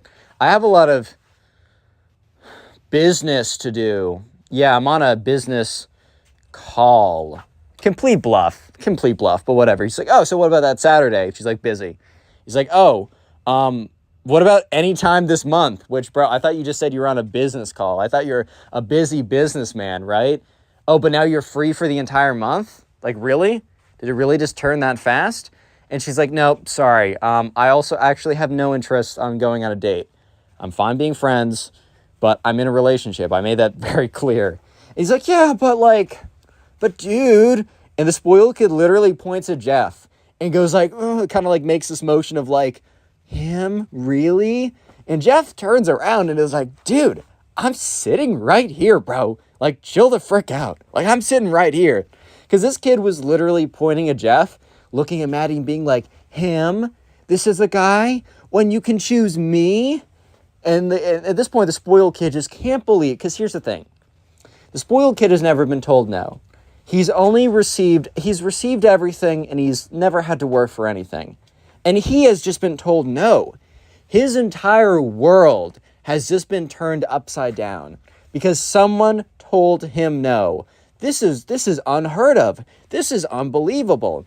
The spoiled kid can't believe his ears. Someone said no to him. That's ridiculous, man. But sure enough, right? Sure enough, Maddie holds her ground. She's like, no, sorry. And the spoiled kid, since he can't believe that a girl would ever reject him, decides to turn to Jeff and blames Jeff and be like, bro, I don't know, like, what you did to make her say no to me. And Jeff's like, well, be her boyfriend? What the frick? What? Dude, huh? But he's like, dude, you're gonna, like, pay for it, man. I'm gonna make your life a living hell for this. Like, bro, you totally messed up big. You don't even know. The spoiled kid gets up and, like, storms out of the room. And Jeff just looks at Maddie and be like, well, that was one of the most uncomfortable situations I've been in. And Maddie looks at him and is like, dude, yeah, you think about me. I just had to listen to this kid basically just touch his own peenie for 25 minutes, talking about how great he is, and then ask me out. Like, what? Dude, I said I had a boyfriend in the first 30 seconds. He just kept going. He didn't care.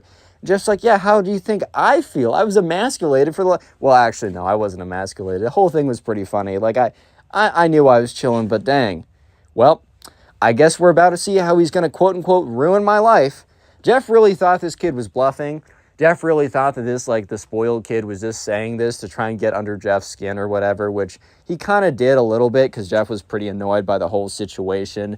But Jeff didn't really expect that the spoiled kid was going to follow through and do anything. However, the spoiled kid was a little bit more true to his word than Jeff imagined. Since the spoiled kid always kind of got anything he ever wanted, he kind of just assumed that, oh, he's not actually going to follow through with this. Like, he's literally just saying this. But no, the spoiled kid actually went ahead and did something bad. So anyways, right, one day, the next day, Jeff is walking back home. So Jeff lives close enough that he can just walk back home. So every single day, he'd get his backpack, say goodbye to his girlfriend, say peace to the boys. Maybe they're going to hop on Fortnite later that night. Who knows, right? He just walks back. Normally, he'll, like, throw in some music or something, put in some, like, earbuds or whatever. Maybe he'll just, like, I don't know, enjoy nature for once. Nah, that's cringe, man. He puts in music. No, I'm just kidding. But this one day, you know, Jeff is walking back, and he's just, he doesn't have his earbuds in. I think he just maybe, I don't know, maybe his phone died or he just wasn't feeling it. And that's when he hears a car drive by. Look, he walks back on a path that's near a road. Of course, cars drive by all the time. You might be thinking, why am I even saying this? Well, the car didn't drive by normally. It started to slow down. And when a car slows down, it normally, like, will either kind of, like, idle, it'll park, but there's no parking spots around this, like, this part of the pathway. So it was a little weird. So Jeff kind of, like, turns his head to look over, and he sees a car, a very fancy BMW car, and it was a very fancy one, right? And it slows down, and the window rolls down, and he sees the spoiled kid. The spoiled kid's like, Jeff, you didn't think I was going to let you go that easy, right? And so Jeff in his head is like, oh, okay, the spoiled kid has not forgotten about the events of today, I guess. Maybe he wants to embarrass himself more. Maybe he has a thing for public humiliation, because right now he is publicly humiliating himself, bro. Like, I don't know what else to say here. And Jeff's like, dude, like, what's good? Like, what's up right now? And the spoiled kid's like, I don't know what you told Maddie to get her to not go on a date with me, but that's not cool, bro.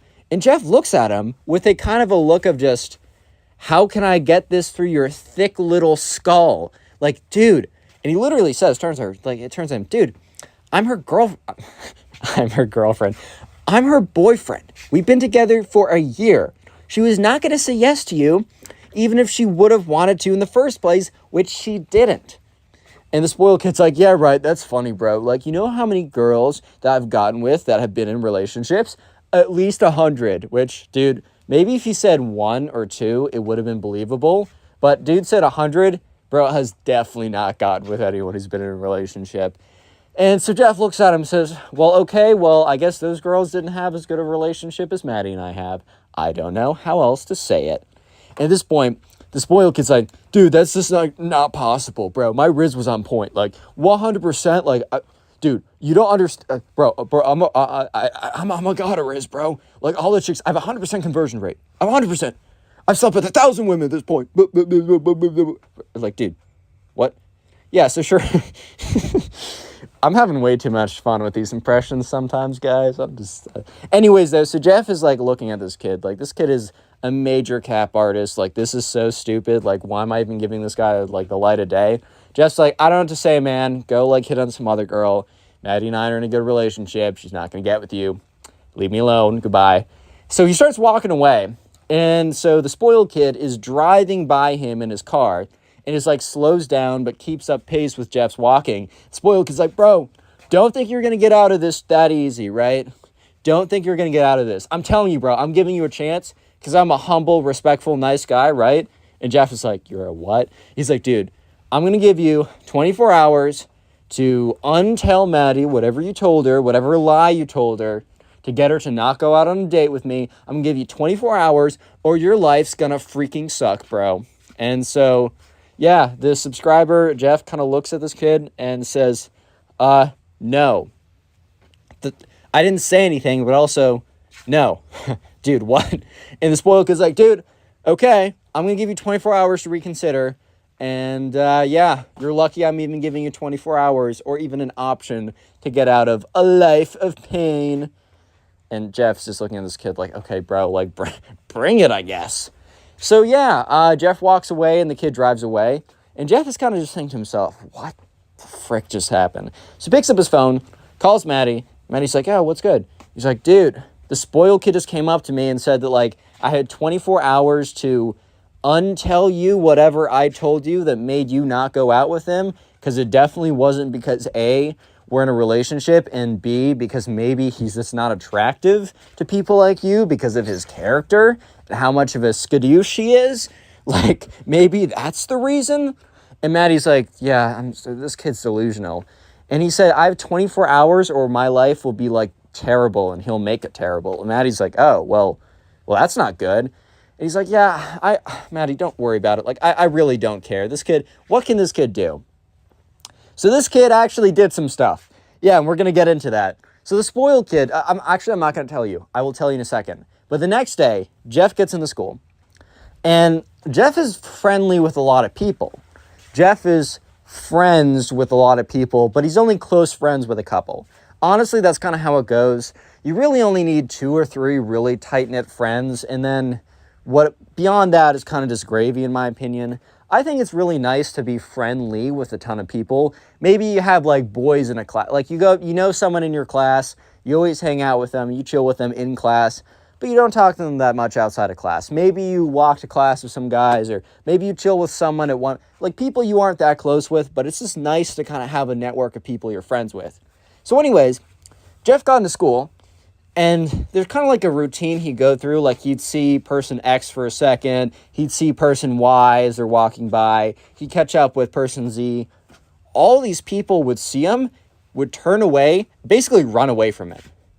Out of like the 15 people Jeff normally spoke with every day, 0. 0 out of 15. They all saw him coming and turned and went the other way. Jeff didn't make the connection, but he was like, dude, something's really weird. And it was just really weird, dude. Like, Jeff had no idea how to react to it.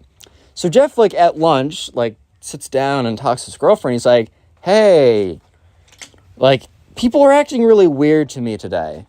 And she's like, Jeff, like, I need to tell you something.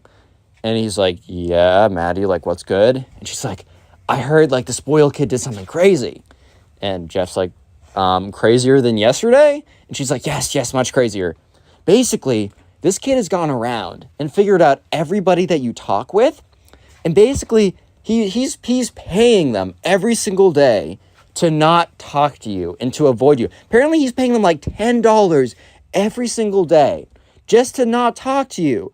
And at this point, Jeff's like, what? Yeah, so the spoiled kid had access to a lot of money, and I know some of you guys might be thinking $10, like really, but you have to realize, first of all, this is high school. $10 is freaking huge. Like, even now, like, I do stuff for $10.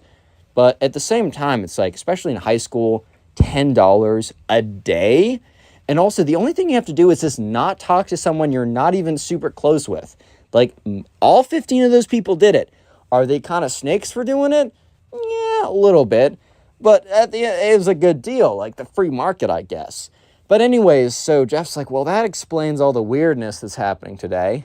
And Maddie's like, I'm sorry, like this is my fault. And he's like, no, this is not your fault. This is this cringe kid who can't accept that he loses, right? He can't accept that he doesn't get everything that he ever wants. You know what? Let's play hardball. I don't care. So Jeff only had one friend. He had his girlfriend, and then he had one friend. He used to talk to like 20, 30 people every single day. Social life got super reduced, completely cut down. Jeff kind of expected that the spoiled kid would just stop after a couple days and he'd be able to talk to these people again, even though he doesn't even really know if he wants to talk to these people again, because he doesn't really know if he wants to associate with people that would completely drop him for BS reasons for only $10. Like, really, man? Really, dude? But anyways, it just keeps going. And after about a week and a half, Jeff's like low-key not having a good time, dude. Because there's like one person that he talks with, and he kind of like, because this is like his close friend, right? It's his girlfriend and his close friend, but he misses like being able to talk with a bunch of people. And the spoiled kid is not letting down. If anything, he's paying off more and more people to not talk to Jeff, to exclude him from activities outside of school, to not let him like do stuff, whatever. And Jeff's social life is kind of getting crunched, which is really unfortunate. So Jeff goes to one of his close, not friends, but someone that he looks up to, someone that he has a great relationship with, and that is the principal. Yes, finally, not the main character, but the secret character that's in the title that is going to come in and save the day is finally being introduced. So Jeff and the principal went way back. So a long time ago, Jeff was a lot more of a rowdy kid who would break a lot more rules. He broke a pretty big rule, and like him and the principal had to spend a lot of time together because like he did something kind of bad. It wasn't like terrible, but it was like, for the time, it wasn't great. And him and Jeff actually bonded over a lot of stuff. They both had specific family life issues that they could relate on, and he kind of became a secondary father mentor figure type thing. And Jeff would go speak with the principal every once in a while about like life, about things, how things were going. Jeff was doing pretty well in school, and he wasn't breaking any rules or anything, completely changed his trajectory. It was mostly all thanks to the principal. So this time, he asked the principal if he could talk, and they sat down. The principal's like, so, what's up? And Jeff basically explains the last 25 minutes to the principal. I'm not going to re-explain it because you guys have already heard it. And by the end of it, the principal's like, wow, like, I knew that kid was a little weird, but this is really extreme. And the principal, first of all, says, okay, well, as much as this sucks, first thing I will say is that the people that, are being paid $10 to not be friends with you anymore really aren't good friends in the first place. And while this is really unfortunate, I guess it really does show you who is actually your friend or not. And the principal said, I used to have a really big social circle, but, the second I wasn't reaching out to them every 5 seconds, they kind of just fell off the map. And the principal says, I really only talk to like 2 to 3 people every single day now. And my life's okay. But that doesn't excuse what this guy is doing. And the principal says, you know what? I think I can help you out. So this is what the principal does. He calls in Jeff's friend. And he says, hey, like, is there like any chance that, that you've been offered money by the spoiled kid? And Jeff's friend says, yeah, he's been like texting me for like the last week or so, asking every single day to give me $10 to stop hanging out with him. Like, it's so annoying. And he's like, I'd never say yes. Like, that's ridiculous. And the principal's like, whoa, chill out. We're going to call Jeff's close friend, the only friend that stuck with him, Ben. And the principal's like, actually, like, can I see your phone? Like, I want you to help me catch this guy. And then Ben's like, oh, okay, word, cool. So Ben hands over the phone, and the principal responds to the text message, like the 1,000 text messages, right, saying, I'll give you $10 if you stop hanging out with him. And the principal's like, hey, on Ben's account, acting like he's Ben, basically is saying, like, oh, like, okay, yeah, actually, I've changed my mind. Like, I'll take the $10. And the principal starts going on to ask more questions about, like, oh, so out of curiosity, how many other people are you doing this with? Like, are you paying all these people? Like, what's the motive? At this point, the spoiled kid is spilling everything because the spoiled kid is just so excited because the spoiled kid truly believes that he just got Ben. Because he thinks, I got all of Ben's kind of close friends to stop talking with him. Now I just got Ben's last close friend to stop talking with him. Then the final nail in the coffin will be when I get Ben's girlfriend. Not Ben. When I get Jeff's girlfriend. Like, ha ha ha. Spoiled kid really believes that he just won right here. So he's telling Ben, quote unquote, which is actually the principal behind the screen, right? everything. The principal like airdrops or takes screenshots, sends the files to his computer, prints it out on like literal physical paper, puts it in an envelope, grabs the envelope, and starts walking towards the spoiled kid's class. So he knows the spoiled kid. He looked up on the computer which class the spoiled kid was in, and went up to his class 5 minutes before it got out, was literally just waiting outside, and then the bell rang, the door opened. The spoiled kid is walking out, and his chest is all puffed out. He's all excited, pumped up, because he's like, dude, like, I'm literally dancing on this kid Jeff right now. I'm literally dancing on him. And after I'm done dancing on him, I'm going to steal his girlfriend, dude. Like, I'm literally on a heater, bro. I'm never going to miss. And, yeah, that's when he was faced with the principal, who stopped him and said, hey, can I talk to you for a second? And, the spoiled kid's like, yeah, sure. Okay. And the principal looks at him and is like, so, out of curiosity, have you been asking people or paying people $10 to stop talking to a fellow classmate? Because that would be bullying and harassment, by the way. The spoiled kid's like, dude, no, I'd never do that. He's like, have you talked to Ben specifically about that? Just out of curiosity. And, at this point, the spoiled kid's like, oh, dude, no, Ben's a loser. I'd never talked to him, bro. I've never even spoken to him on social media ever, which the kid didn't know he was literally digging his own grave. And the principal's like, oh, so do you want to explain these to me? Total Chris Hansen style, like pulls out the manila envelope, shows all the screenshots on a piece of paper. And the spoiled kid's like, dude, that's not even, what? And at that point, the spoiled kid knew he messed up. So yeah, the principal brought him to the front office. The principal also had a little bit of an investigation and interviewed everybody else that was paid off. Those kids didn't get in trouble because while they did something a little snaky, they didn't technically break any rules or anything. The principal did tell them, look, what you guys did was pretty messed up, but you're not in trouble. Just don't do that again in the future, like just for life lesson or whatever. But yeah, the spoiled kid himself actually got 3 days of suspension. But the most important thing is, not just the 3 days of suspension, he had to write an apology letter to both Jeff and Maddie, his girlfriend. Dude, this is the greatest principal of all time. Click on the video on screen right now. I know Today we have a story of this teacher who completely owns this spoiled kid. I know you guys will enjoy it. It's a perfect karma story. Let's just get into it. And we're crying, crying, crying like a wounded animal. Subscriber in today's story, John. So this all happened one day when John was in 7th grade, and John had a regular teacher in his history class. However, the teacher was sick and was pretty sick, had a pretty bad case of the cold, but happened to be out for an entire week. John didn't know this at the time, but the substitute teacher just came in every single day that week, so his teacher happened to be out for the week. And this substitute teacher was pretty epic, was a pretty cool guy, as you will see. It's not apparent at first, but trust me, the payoff is totally worth it. There's also a bully in John's school, unfortunately, and the bully is in John's history class. History, okay. In John's history class, right? And this bully has been kind of known as like the bully for the longest time. John is in 7th grade, and he's been going to the same school since he was in 1st grade. And this kid has always been known as a school bully since 1st grade, since the first year John has been there. And obviously, as the kid has gotten older, he's gotten more, crueler and more sophisticated with his bullying. But he just never stopped. And John would always tell his parents, and his parents were like, oh, well, he's going to grow up someday. And let me just say, it has been 7 years. It has been 7 years of long bullying. And John's been waiting for long enough. So this all happened. Let's go to day one.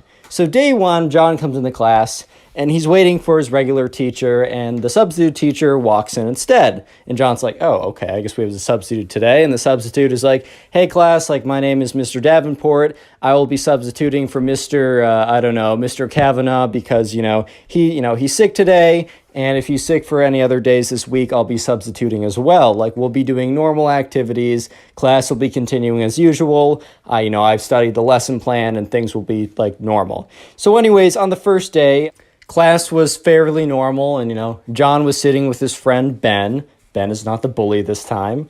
He normally is. Whenever I have a bad character, I always name him Ben, because we're just calling the bully the bully. So John and Ben were sitting together, and they were doing some kind of like, some reading activity in the class or something. And that's when they look over and they see the bully. And the bully is with his other minions, so a lot of times in school, like the bully will have like his minions that do whatever he says. And the bully had his minions in this class, and they were sitting there and they were snickering because they were like they were like chewing, like crunching up and chewing up wads of paper and then spitting them through tubes. So kind of like spitballing people in class, and people would turn around and be like, hey, who did that? And they'd like look away and snicker. Everyone knew it was the bully, but they also didn't want to mess with the bully because the bully was known for like upping his bullying against anyone who kind of like fought back. So it was kind of just known that the best thing you could have done in that situation was kind of just ignore it, because the more or the less you ignore it, the worse it gets and the harder it is to actually ignore. And John turned to Ben. He's like, this kid's been the worst for the longest time. Like, is anyone ever going to put a stop to this kid, or is this kid ever going to grow up? And, Ben is like, dude, I totally see this guy becoming some executive of a company and doing this exact same thing to his subordinates. Like, I see that happening. And John's just like, dude, I know that I told my mom this years ago that he was a bully. My mom's like, oh, he's going to grow up, John. He's going to grow up. Well, he's growing up to be a bigger butt than he was before. And the thing is, right, the bully overhears this. And the bully turns around and is like, hello, John. And John's like, oh, hello there.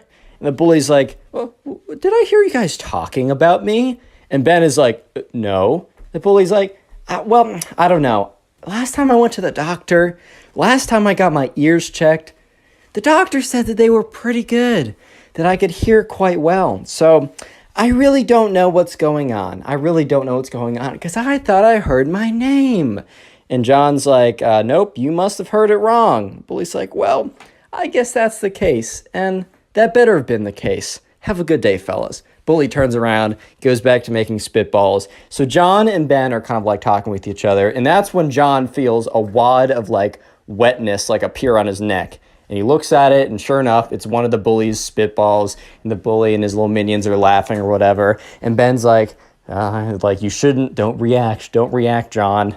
And John, he does kind of like he does the cool thing, but also probably not the greatest idea. He takes a spitball, and he throws it right back at the bully. And the bully, it catches him, on the eyebrow. And the bully peels the spitball off of his eyebrow and looks directly at John and legitimately just says, you're going to regret that. And Ben whispers, dude, why did you do that?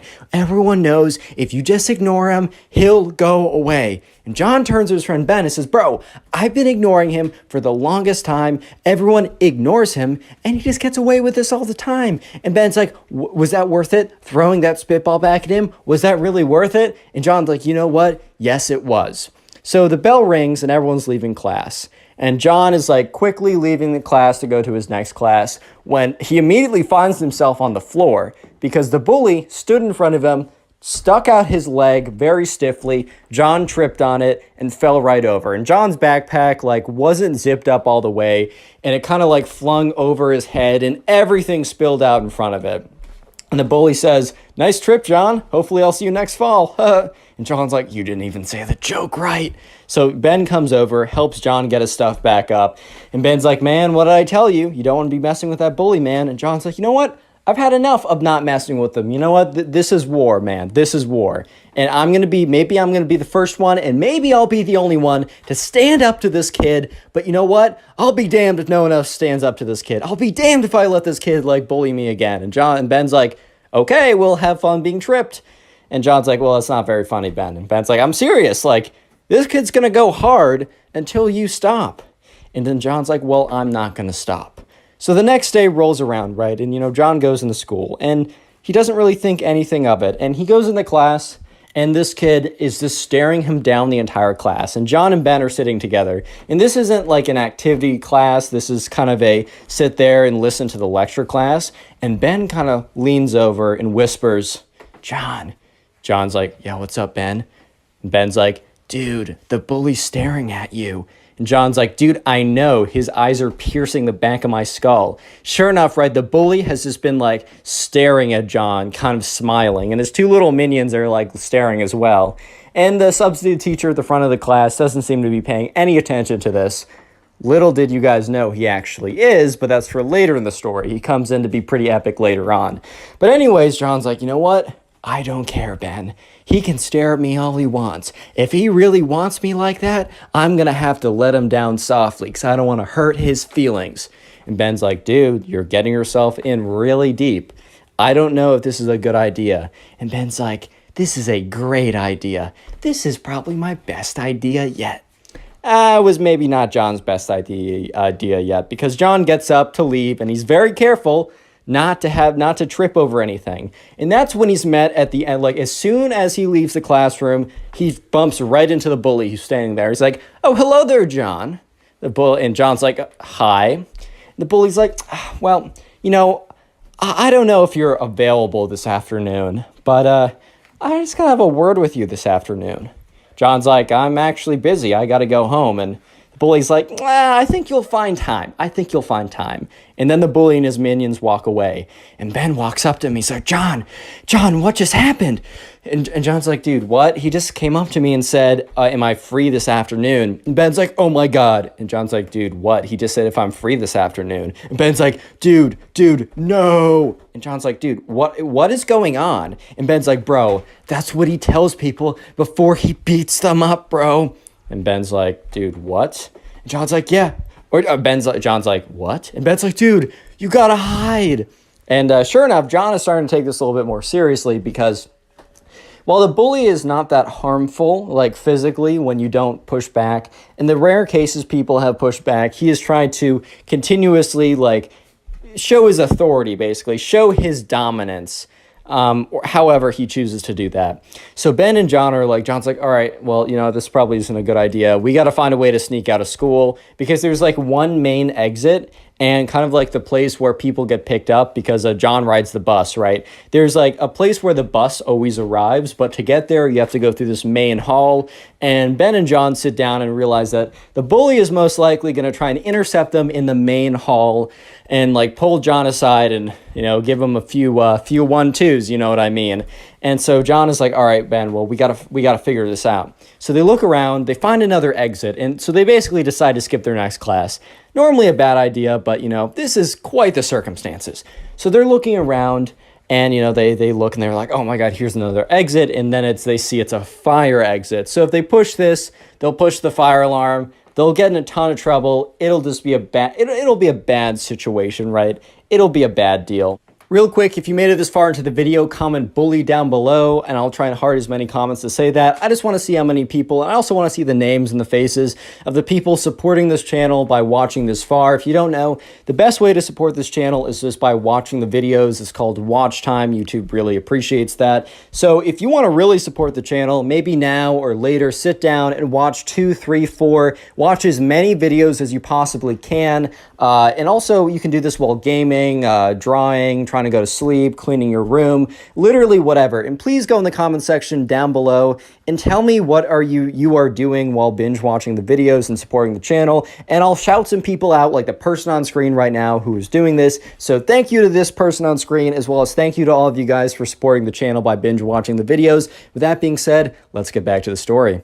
So at this point, right, John and Ben are looking around frantically, skipping a class, right? So they're taking it pretty seriously, trying to find an exit, which is not going to be the exit that the bully expects, because there's normally one main way that everyone leaves the building and then goes to the bus or goes to get picked up. And they're assuming that the bully is going to know this, which, I mean, he is going to know this, and he's going to be waiting there, and he's going to pick John up and give him the whole 1-2, right? So John and Ben are looking around, and they do find an exit. However, unfortunately, it is a fire escape. And Ben is looking at his watch. He's like, dude, we got 10 minutes till the bell rings. And John's like, well, can't we just wait it out? And he's like, dude, like, you're going to miss the bus, and then you're going to be stranded here. And John's like, I could always call my mom and say I missed the bus. And Ben's like, bro, they're going to know that you didn't leave, and they're going to come find you in this building, one of his minions at least, right? And then you're going to be stuck here probably for an hour without your mom coming to pick you up. You don't want to do this. And John's like, what am I supposed to do? Am I supposed to walk there and just like let it happen? And Ben's like, we still got 10 minutes. We can figure this out. So John and Ben are frantically like going around the school trying to figure it out. And that's when Ben actually has the brilliant idea of John. And Ben's like, what? And John's like, what? And Ben's like, dude, I figured it out. We're not supposed to be looking for doors. And John's like, dude, what do you mean we're not supposed to be looking for doors? And Ben's like, windows, John. There are no fire exit windows. And John's like, oh. So then now they start looking around, and a lot of the windows are like glued shut or way too high or have like some screen in them. But that's when they go into the bathroom. And they find glass windows that when you like crank them, they go up, and when you crank them, they go down. There's no massive drop. It's like a 3-foot drop or something. They're not super big, but you can put your backpack through them, and then you can crawl through them as well. And it's the perfect escape. And that's when the bell rings. And John and Ben are like, all right, or Ben's like, all right, John, let's go. So sure enough, John pushes his backpack through. Ben pushes his backpack through. John gets up there, goes through the window, drops down, says it's all good, not a big drop or anything. Ben goes through, does the same thing. They get their backpacks on, and they sneak around the school, and then they see the bus, and they sprint towards the bus. And they're sprinting towards the bus. They get on it, and they both sit in the back. And when they both sit in the back, they're looking out, and they see one of the bully's minions walk out to the bus and look around, right? And that's when the bully makes eye contact with John and calls back. And John's like, dude, they see us. And, Ben's like, okay, what we need to do is we need to go to the front of the bus. And Ben's like, or John's like, why would we need to go to the front of the bus? He's like, shenanigans happens in the back of the bus, John. And John's like, okay. And then Ben's like, the bus driver will not allow this kid to beat you up in the front of the bus. And John's like, all right, totally fair. That makes a lot of sense. So John and Ben go all the way up to the front of the bus. And that's when, as they're about to leave, the bully gets on and says, oh, John, I thought we were having a little date this later tonight. And John turns to Ben and he's like, see, I told you he's into me. And Ben's like, pay attention. And the bully's like, so sad that you had to avoid us. Well, I'll be seeing you tomorrow. So anyways, the next day in history class, John and Ben are sitting together, and the teacher is handing back, grades from a test that, was administered the week before. And the bully was sitting behind this girl. Let's just call her Caitlin for the sake of this. She doesn't really come up again, so I'll call her Caitlin, and if I forget, who cares? So the teacher's giving back the tests. And, John and Ben did fine. John got an A-, Ben got a B, totally fine grades. And when the teacher gives the test back to Caitlin, Caitlin ends up getting a C. And, C is, I guess, fine enough. It's not a grade you should be shooting for in a lot of cases. Maybe some math classes I can understand. But either way, Caitlin was really not happy with it. And the bully turns around and is like, oh no, the waterworks. And Caitlin starts crying a little bit. The bully's like, oh no, did you disappoint your parents again by doing bad? Well, next time, just try harder, Caitlin. And the bully turns around and his minions are laughing. And, John is like, dude, this guy's legitimately the worst. Do you see why I'm standing up to him? And Ben's like, are you really standing up to him? You're just running away from him at this point. And John's like, what would you do in my situation? And Ben's like, I don't know, be a bystander, stay quiet, keep my head down and wait till I get to leave middle school. And John's like, that's not the point, Ben. That's not the point. This kid is doing this and we're allowing it to happen. And, Ben's like, yeah, we are. It sucks. What do you want us to do? John's like, I don't know. And no one was noticing, but the substitute teacher was starting to really pay attention to everything that was going on in class, right? So after school again, John and Ben, they're going around, they're walking around, and they're going to the bathroom, right? And they're skipping the last class, or they're leaving 5 minutes early from their last class because they have to get quote unquote picked up early. They faked a absentee note from their parents or whatever. So they're out of class 5 minutes early, and they're both walking to the bathroom. And that's when they run into the substitute teacher. Substitute teacher's like, hey boys. And they're like, hey, Mr. Davenport. And Mr. Davenport's like, boys, I don't think you're supposed to be out of class yet. And, Ben's like, yeah, well, we have a reason. And John's like, no, we left class early. And Mr. Davenport's like, boys, you can't be doing that. And that's when John's like, you know what? Screw it. I'm just going to tell him everything. So John lays it out and tells him literally everything. And Mr. Davenport's like, wow. I was starting to pick up on some themes going on as well as, what, the bully did in class to Caitlin today, but I didn't know it went down that deep.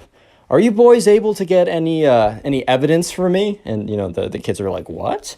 And, the substitute teacher's like, yeah, I've actually been putting together a bit of a file recently on this kid. I was a little disturbed when I saw him trip you, and I wanted to really, really get some... I wanted to stand back. I wanted to be a bystander. I wanted to watch what was happening so that I could collect enough evidence so that this kid, who seems like a real systemic problem, could be dealt with properly. And at this point, right, John's like, wait, so you saw that all? And the substitute teacher's like, yes, but, what power do I have as a substitute? However, I do have the power, if I sit back and watch and observe everything and write it down and get evidence, that I can submit a real file and really get a mark on this kid's record and maybe stop him for good if he wants a future. And John's like, oh my God. And Ben turns to him and says, like, dude, we need proof that this kid's going to try and beat you up. And John's like, I don't know how we're going to do it. He always words it weirdly.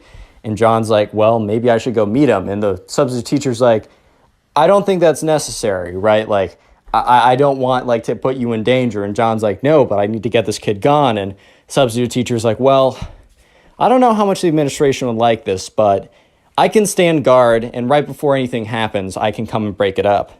And John and Ben kind of look at each other like, okay, this is like some scrawny random substitute teacher. What if, like, he really holds no authority?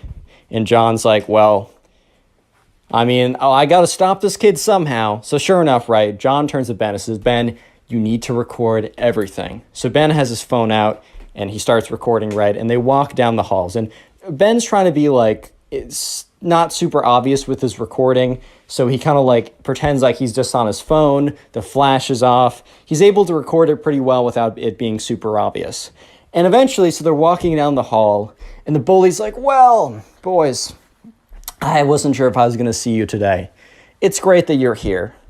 And he's like, Ben, I don't really have any issues with you. You can keep going. And Ben's like, well, I'm just going to wait for John. Will you ride the bus tomorrow?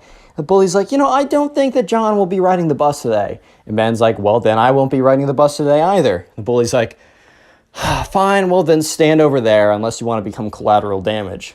And so Ben does step away, and, the bully starts coming up to John. And John's like, what are you going to do to me? And the bully's like, no, I'm just going to, we're just going to have a little time.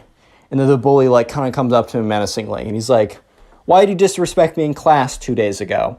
And John's like, you spat a spitball at me. I just threw it back to you. That sounds fair. The bully's like, there is a rule of law here. There's a hierarchy here. Some of us are above others at this school, and I'm just here to enforce it. And John's like, how are you going to enforce it? And the bully lifts up his fist and says, this fist will make contact with your face. That is the rule of law at this school. And as soon as that happens, the substitute teacher sprints out of there and is like, hey, break it up, boys, break it up. And, the bully turns around and says, oh, Mr. Davenport, like, nothing's going on here. I'm just having a talk with my friend. Mr. Davenport's like, well, it doesn't look like that to me. John, I'm going to need you to come with me. The bully's like, no, John's staying with us. And Mr. Davenport's like, I can get the principal over here. And the bully's like, fine, you know what, John, we'll have a little talk later. Go ahead. See you in class tomorrow, Mr. Davenport. And the bully and his minions walk away. And, Mr. Davenport's like, oh my God, that was so close. Like, that was really reckless of me to even let that happen. And John's like, no, we got it on a recording. He turns to Ben. He's like, Ben, you got that on recording, right? And Ben's like, yep, got it on recording. He's like, audio? Checks it. He's like, yep, visuals? He's like, visuals are pretty good, a little shaky, because I didn't want it to be obvious. I caught it all.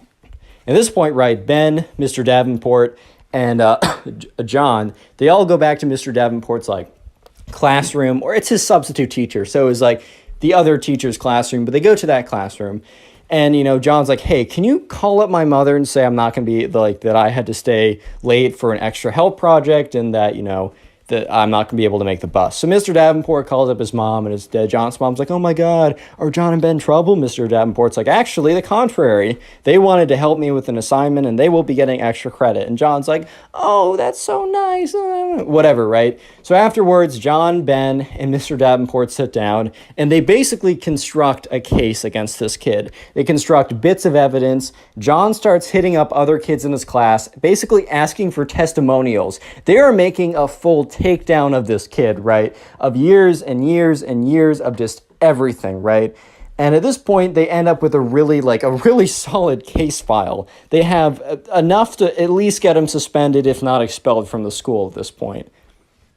So the real nail in the coffin is when, Ben turns to John. He's like, John, do you remember James?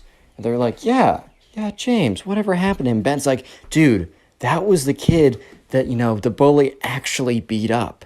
And so basically, right, there's this kid who they haven't spoken to in a while, but there was like a rumor that like the reason why he was gone for a week is because he was in the hospital and like because the bully like beat him up. And when he tried to like say that like, oh, the bully did it, the bully was able to weasel out of it.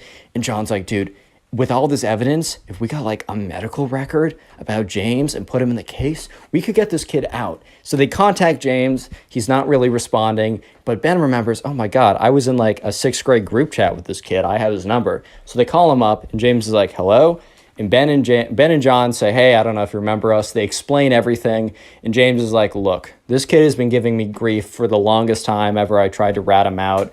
I've been out, like he isn't giving me any more grief. Like, I don't know if I want to do this because, look, I will suffer the consequences if he doesn't get completely, like, kicked out of the school and, my name's attached to this. And then Mr. Davenport speaks up and says, hey, like, James, you don't know me, but I'm the substitute teacher, Mr. Davenport. I happen to be decently good friends with, the teacher, well, to say Mr. Kavanaugh, that was the name I gave him. With Mr. Kavanaugh, it's one of the reasons why, he recommended me to come in for this week. And he said, I will make sure that this kid gets, expelled. And the two boys were looking at each other like, wow, like, this guy's serious. And, James is like, all right, well, I don't know how much I can help, but I can definitely get you the medical records. And they're like, can you do it by tonight? James is like, yeah, I'll talk to my parents, but we'll see. And John and Ben were like, all right, we'll see. Thank you so much. Like, tonight would be the greatest. We're trying to get this in by tomorrow, and things might leak if we don't. So anyways, later that night, Mr. Davenport's like, all right, just send me the stuff on your school email. It doesn't matter. It's on school email. I don't care. So sure enough, right, the next day or that night, James sends them like a medical record. He said, this is the date. This is the injuries. Like this, like it wasn't enough to put this guy away, or not put this guy away, but get him suspended before. But hopefully, James is like, hopefully with all the other evidence you have, this will be enough to get the bully out of the school. So they send it to James. James sends it to Mr. Davenport. And Mr. Davenport is like, all right, man, like I will need you tomorrow bright and early. I'm going to excuse you from all your classes. You're coming with me. We're all going to go into the principal's office and we're dropping this bombshell. So the next day rolls around, as it always does. But this was a special day. They all walk in. John, Ben, and Mr. Davenport walk to the principal's office. They sit down. John and Ben explains everything that's happened, not just this week, but ever. And Mr. Davenport explains all the things he's observed. And the principal's like, wow, this is quite a lot. And Mr. Davenport's like, well, this isn't it. And Mr. Davenport then sends like the terabyte large, okay, it's probably smaller than a terabyte, but the very large file that they've created with all the evidence, with all the references, with all the people's testimonies. And the principal's like, wow, this is intense. And Mr. Davenport's like, it's really thorough too. And so basically, right, the principal's office, like, we need a couple days to go through this. And the principal's office, like, Ben and John, you guys can be excused for the next couple days. You're not suspended. You're not anything. But if you want to take the next couple days off just for your own protection as we vet through this, that's totally fine. So John and Ben were like, oh, shoot, like, of course. The school contacts their parents. They explain that they're not in trouble. It's for their own safety. And John's mom's like, oh, John, you should have told me about this, whatever. So a couple days go by. And that's when Mr. Davenport emails John. And the headline of the email is, the verdict is in. So John immediately, he sees the notification on his phone, and he immediately opens up the Gmail app, and he's just swiping and refreshing, and he eventually opens up the app, gets in there, opens the email, and it's one line saying, click on the video on screen right won. now. I know you'll enjoy it. Just click it, do it. So spoiled rich kids tend to think that they deserve everything, and when things don't go their way, they normally get really mad. In this case, the spoiled rich kid gets so mad that he burns down his entire school. Yeah, a little bit of an overreaction. This is an absolutely crazy story, so buckle up and let's get right into it. And we're crying, crying, crying like a wounded animal. So we're going to call the subscriber who submitted this story Sam. So anyways, there's a spoiled kid. And I'm going to go through the chronicles of everything that happened to the spoiled kid that led up to the point of him wanting to actually and successfully burning down his entire school. Dude, the amount of spoiled kids who commit arson in some way is kind of ridiculous, but you know, it's a good story. So anyways, this all started. Sam was first aware of the spoiled kid because Sam was on the football team at his high school. Sam wasn't the star quarterback or anything, but he was, he'd been playing football for a little bit. He was big enough and he was solidly on the team. Every single year they had tryouts for the different positions just in case there was kind of a dark horse that they weren't aware of. But most of the time, the coaches knew who was going to be what, and the tryouts were more just to see who would be on kind of like the lower levels of the team that might be able to work their way up next year. But anyways, at the school, at Sam's school, there's a kid who we will call the spoiled kid. The spoiled kid, as every spoiled kid, right, has received everything that they've ever wanted in their entire lives. They've never had to work for anything. They don't understand the value of things or getting something or accomplishments because they just believed because I want something, I should get it. That is genuinely their mentality. And the spoiled kid went into the football tryouts with this exact mentality. So anyways, this all started, this long saga, all started when football tryouts were beginning. So Sam was there, and Sam had been on the team the year before, as this was sophomore year. So Sam last year had to try out, had to put in a lot of effort, but eventually, he got onto the team, and he kind of had a pretty solid place on the team now. Everyone had to go to tryouts, but he kind of knew he was on. On the other hand, there was the spoiled kid. The spoiled kid was not built for football. Dude, I'm not built for football. It's fine. You don't have to be, right? Because, you can be smaller and scrawnier and be on the football team. But, dude, it's just going to be a lot harder because it's a very physical contact-on-contact sport. But anyways, the spoiled kid, not only not being really built for football because maybe your skill and your flexibility and your mobility could get you around that hurdle, he also just didn't play that much. Like, he literally threw the football with his dad, twice and would just sit on the sidelines when his kids would play touch football or tag football or whatever. And dude came in, the spoiled kid, basically what happened was he heard about how the quote-unquote high school quarterback always got the ladies in the movies. He was watching a lot of TV shows and movies over the summer, and he was like, okay, I know what I gotta be. I gotta be the high school quarterback because the ladies love the high school quarterback, man. Therefore, I must be the high school quarterback. So yeah, that's his reasoning.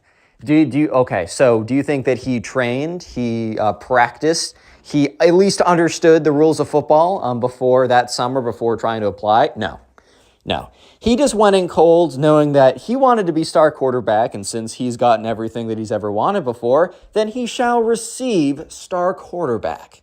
So anyways, it's finally the day of tryouts, and Sam gets there, and he links up with the coach. He's like, what's good? The coach is like, Sam, great to see you again. Look, these tryouts are just, they're important for everyone to do it. You've got a pretty solid spot on the team, though, but don't slack off. But yeah, don't worry about it, basically. And they get there, and so they're all lined up, and the football coach is like, welcome to the whatever year football season for whatever school, academy, whatever, right? And he's like, these will be the tryouts. We'll let you know how things are shaking up by the end of this week. We will let you know with good, pretty promptly if we don't think you're going to make the team. So we'll make first round cuts by the end of tomorrow, just so you guys have a lot of flexibility to figure out what sport you're playing in the fall, as the school required everyone to either play a sport or do some sort of activity during this time block. And so, yeah. So sure enough, they're all trying out or whatever. And Sam overhears the spoiled kid walk up to the football coach and be like, so, do you guys have an open position for star quarterback? Dude really just said star quarterback. He's really just paraphrasing what he reads on TV. But anyways, the football coach is like, well, actually, we have a pretty good quarterback already, but it's really we're gonna put the best person for the position in the spot. So if you really think that, if you're a dark horse and you come out and you're not on our radar and you're much better, then probability of that is pretty low, but we'd always love to see. The spoiled kid was like, I would like to be the star quarterback. And they're like, okay, well, we'll watch you during practice and we'll let you know if we think that you're in the running. The spoiled kid's like, what was that? I said, like, you know, we're filling out positions, right? So I just want to be star quarterback if that's cool. And I think the coaches started to realize that there's a bit of a disconnect between this kid and, reality, but also the understanding of how this whole process works, which, first of all, just was an immediate red flag to them that this kid did not understand football in the slightest. But beyond that, or American football in the slightest, right? But beyond that, they were like, okay, well, the way it works here is that, you know, you'll play and we'll decide who gets what position. And the spoiled kid's like, okay, well, I do want to be star quarterback, but sure, I'll do tryouts or whatever. So I think the spoiled kid thought that, like, oh, well, I just need to do what everyone else does, so it's not obvious that they're just giving me the position. And the coaches are thinking, what on earth is this kid thinking right now? By the way, leave a like and subscribe to the channel or you're a spoiled kid. Yeah. So the actual tryouts, and remember, Sam has overheard all of this. And he thinks it's pretty funny because, like, you know, he sees the spoiled kid. He knows he's not star quarterback material, and he just knows for a fact that this kid had just been, like, has no idea what football is. Just the way he was interacting with the coaches, he just knew for a fact this kid was not going to get out there and just be obviously great material for star quarterback. At least it was looking that way, right? So sure enough, you know, they get out there and they're doing, look, I didn't play, American football as a teenager. I went to some games, and I actually still go to games right now in college. It's actually quite a lot of fun, even though I don't know what's going on. I know I want the bigger score, and I want the enemy team to have the lower score, something like that. It's not golf. It's not the other way around. So they go through tryouts, whatever that entails, and it is super, super obvious that the spoiled kid has, one, no idea what he's doing, two, no idea how to throw a football, and three, is just probably not even going to make the team. Won't even make the bench, which was it was actually kind of competitive to make the bench. They had a pretty good team, but he wasn't even going to be close to making the bench, which if you're not even close to making the bench, you are not even close. You're not even the same planet, right? You're not even on the same planet to make star quarterback, bro. That's crazy. So by the end of the day, right, what the coaches said was they were going to tell people at the end of the second day who was making cuts, right? But the coaches just saw such a blatant discrepancy between the ability of the spoiled kid and what he was wanting that they thought it was, you know, kind of important for them to at least let the kid know that things probably were not about to go his way, correct? Things were probably not about to go his way. So Sam overhears the coaches going up to the kid and being like, hey, what was your name again? And he's like, spoiled kid. They're like, oh, spoiled kid. Yeah, not obviously his name, but you know what I mean. And they're like, so, you know, we're watching you out there with your performance.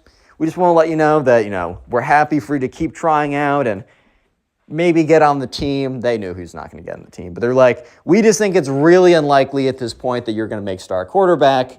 It's a very difficult position. We're not saying that you will never make it, as maybe if you make the team, you'll be able to make your way up there, but we think you need a bit more practice. The spoiled kid's like, I don't understand. I said I wanted the star quarterback position. Like, I asked nicely.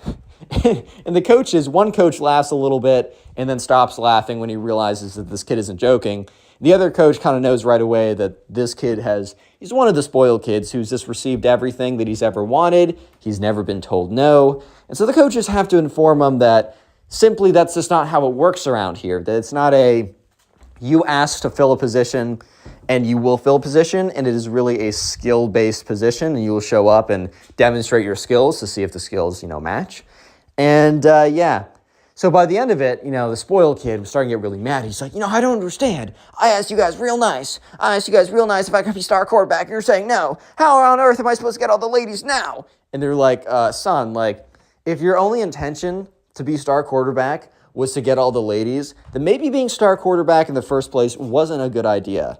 And also, son, if your intention is to get all the ladies, probably not the most efficient way is to dedicate your entire life to American football right now to try and get the 5% chance if you spend all the time from here on out to get star quarterback. There are better ways to go about that at this point in your life. And the spoiled kid was super angry, cursed them out, and stormed off. And the thing is, Sam overheard him, and he was mumbling, they're all against me. They all hate me. Oh, I can't. Sorry, my brain broke. Every other time that I've asked for something, I've gotten it. And now I ask and they're not giving it to me. They're taking this away from me. They are. And then he kind of like goes off mumbling into the distance, right? So this was Sam's first interaction with the spoiled kid. But it simply does not end here.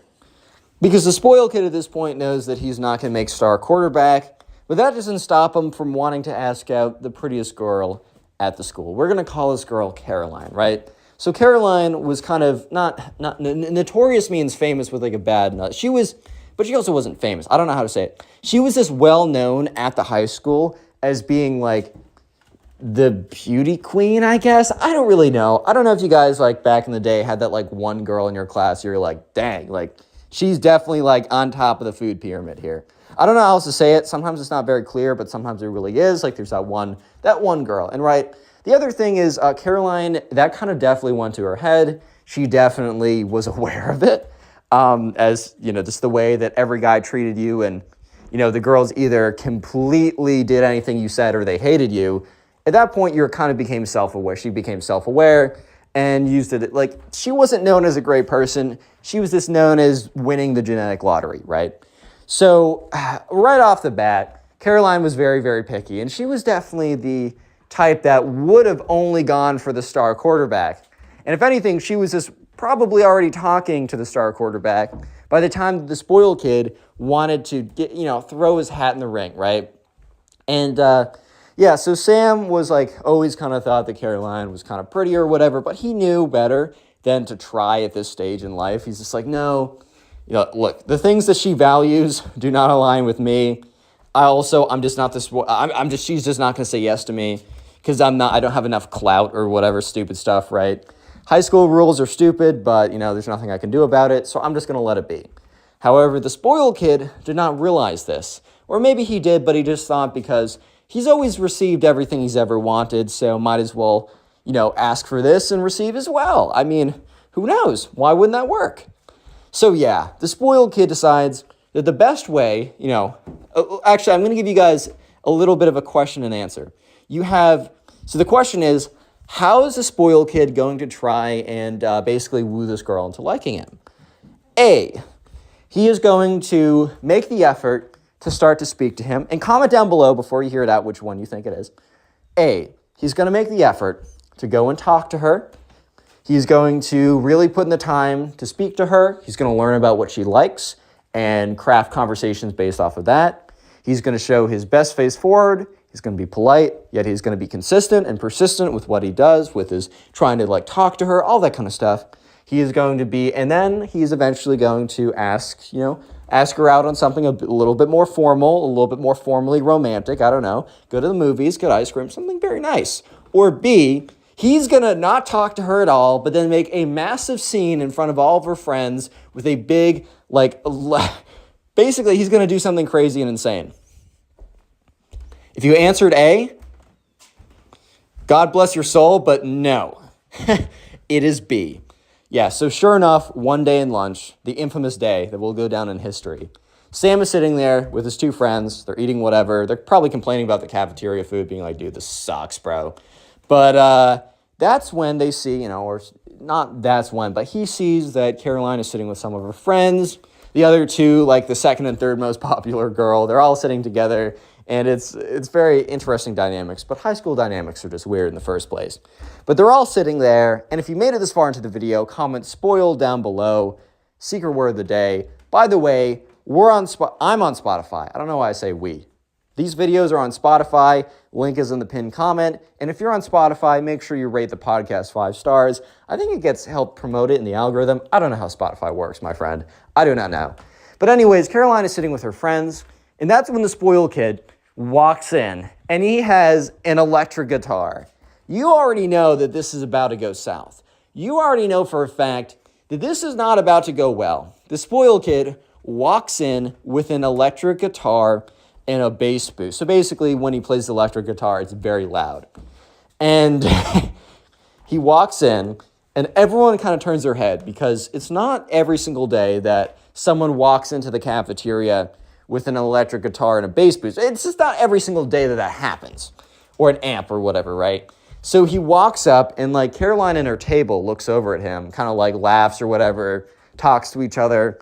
But then Caroline and her table's expression starts to change from poking fun to genuine confusion to moderate terror as he approaches the table, because it becomes more and more clear that he's beelining it right towards their table. So at this point, Sam is starting to realize this as well. And he's like, oh, good heavens. Like, oh, God, bro. Oh, no. Yeah, so sure enough, he stops right outside the table. And he's like, Caroline, I would like a moment of your time.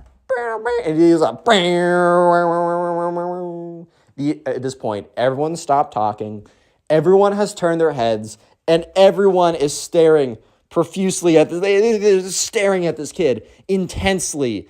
And he's like, Caroline, will you be mine? It is the worst thing you've ever seen. And I don't know what the rest of the lyrics are. I could totally make them up for you guys. But all I know is it's a lot of poor drum playing. Because here's the thing. Since he's a spoiled kid, he doesn't know how to play guitar. No, that would take time. That would take effort, which is one thing he doesn't know. And it would be so much easier for him to just go in to the guitar shop, buy the most expensive electric guitar, and think, oh, well, I spent a lot of money on it, then it should just play itself. So he's going like, boom, yeah, so that's about what it sounds like. Think of that, but like that's the nice version of what it actually sounds like. And also, he's just saying random stuff like, you're so pretty, you're so fine, will you be mine? Like, it is, I'm trying to like replicate how bad it is, but as uncomfortable as the thing I just did was, 10x that. At the end of it, he basically says like, will you be mine and go out with me on Friday night, and then it just stops. Dead frickin' silence for a whole 10 seconds. Which sounds like not a lot of time, but you have to realize it is a cafeteria full of like 50 to 100 people that are all staring and watching at this. 10 seconds of pure dead silence is extremely difficult to come across. Like, it is extremely unlikely to come across. And yeah, let's just say that silence didn't last forever though, as literally everyone like bursts out laughing. Because bro, I'm not gonna lie, I might laugh as well if I hear that. Dude, all I'm saying is maybe this is not the best way to go about it. Look, maybe I'm wrong. Maybe the best way is to not talk to this girl ever, go up to her, completely embarrass her in front of everyone, show off that you don't know how to play guitar, show off that you don't know how to sing, show off that you don't know how to songwrite, and show off that you have no social awareness at all. Maybe that is the best way. Maybe I'm an idiot. Maybe I'm stupid. Who knows, dude? So, yeah, Caroline and her friends, instead of responding and saying no, they literally stand up and they walk out of the lunchroom like in single file line. Dude, when they say, oh, the worst thing she can say is no. Oh, no, dude. You are so wrong. So, yeah, the spoiled kid is literally just like standing there in the middle of everyone, right? With his guitar, his bass, whatever. Bad situation. And he's getting really mad. He's like, the only reason she didn't say yes is you guys convinced her otherwise. She was totally going to say yes to me if you guys weren't here, making her feel like she shouldn't. And everyone's like, dude, what? And he just like runs out of there. He's like, it's all your guys' fault. It's your fault. Basically pulling a Nico Cavo avocado, being like, it's your fault. Whatever, right? And yeah, so sure enough, right? This is not the end of it. Because the spoiled kid is so angry about this that he decides to go on a week-long vacation. Yeah, I told you guys he was a spoiled kid. And this means that, he has access to go on a week-long vacation to a tropical place if he wanted to. Even though he was just a sophomore in high school, he went home. He's like, Mom, buy me a ticket to the Bahamas right now. I'm going to go. So yeah, sure enough, he doesn't attend school for an entire week because he gets on a private plane and he goes off to a tropical resort in the Bahamas. And he just kind of like messes around for a little bit. And he was like, oh, Mom, I'm so stressed out from school. I need to do it right now. And if you don't, I'm going to be so sad. It's going to be all your fault. Meh. So, yeah, he's able to go on a private trip to the Bahamas, which is pretty cool for him, I guess. And the thing is, though, this was very bad timing because Sam and him had a class together. And in this class together, they had a pretty major test coming up. And they were going to spend the entire week going over important materials for the test. Sure, the spoiled kid, in theory, could have studied over his trip. I'm not going to say that wasn't possible, but we both know the spoiled kid. And we know for a fact that he is not going to spend his impromptu Bahamas vacation studying for a Algebra 2 exam. We both know that's not going to happen. So the spoiled kid legitimately misses an entire week of class, and the test was on Monday. So sure enough, the entire week goes by, and Monday comes around, and it's finally time for the test. They all walk in, and the spoiled kid walks in and looks confused because everyone's kind of like sitting in their desks. They are getting pencils out. They're putting their backpacks away. Instead of the more chill environment where people are kind of talking, they're very casually walking in. They have their computers out. No, these people are dialed in. So the spoiled kid looks around, and I think he whispers to someone like, what's going on? They're like, dude, we have a test. And he's like, what? So yeah, he sits down. The teacher starts handing out the test, and the teacher's like, spoiled kid, I haven't seen you for the last week. He's like, yeah, I was doing something. The teacher's like, okay, as long as you cleared that with the front office, which I think his parents did, said, oh, he has a medical emergency, he can't be here or something, which is a lie. He just went on a vacation. But he didn't get in trouble for not being in class, but at the end of the day, if you're not in class, you're not in class. Ooh, genius statement, Connor. But that means he just didn't get the information, right? So he sits down, and bro completely bombs the exam. It's not like he was really trying that hard beforehand, but missing out of an entire week of really dedicated review kind of messed him up a little bit.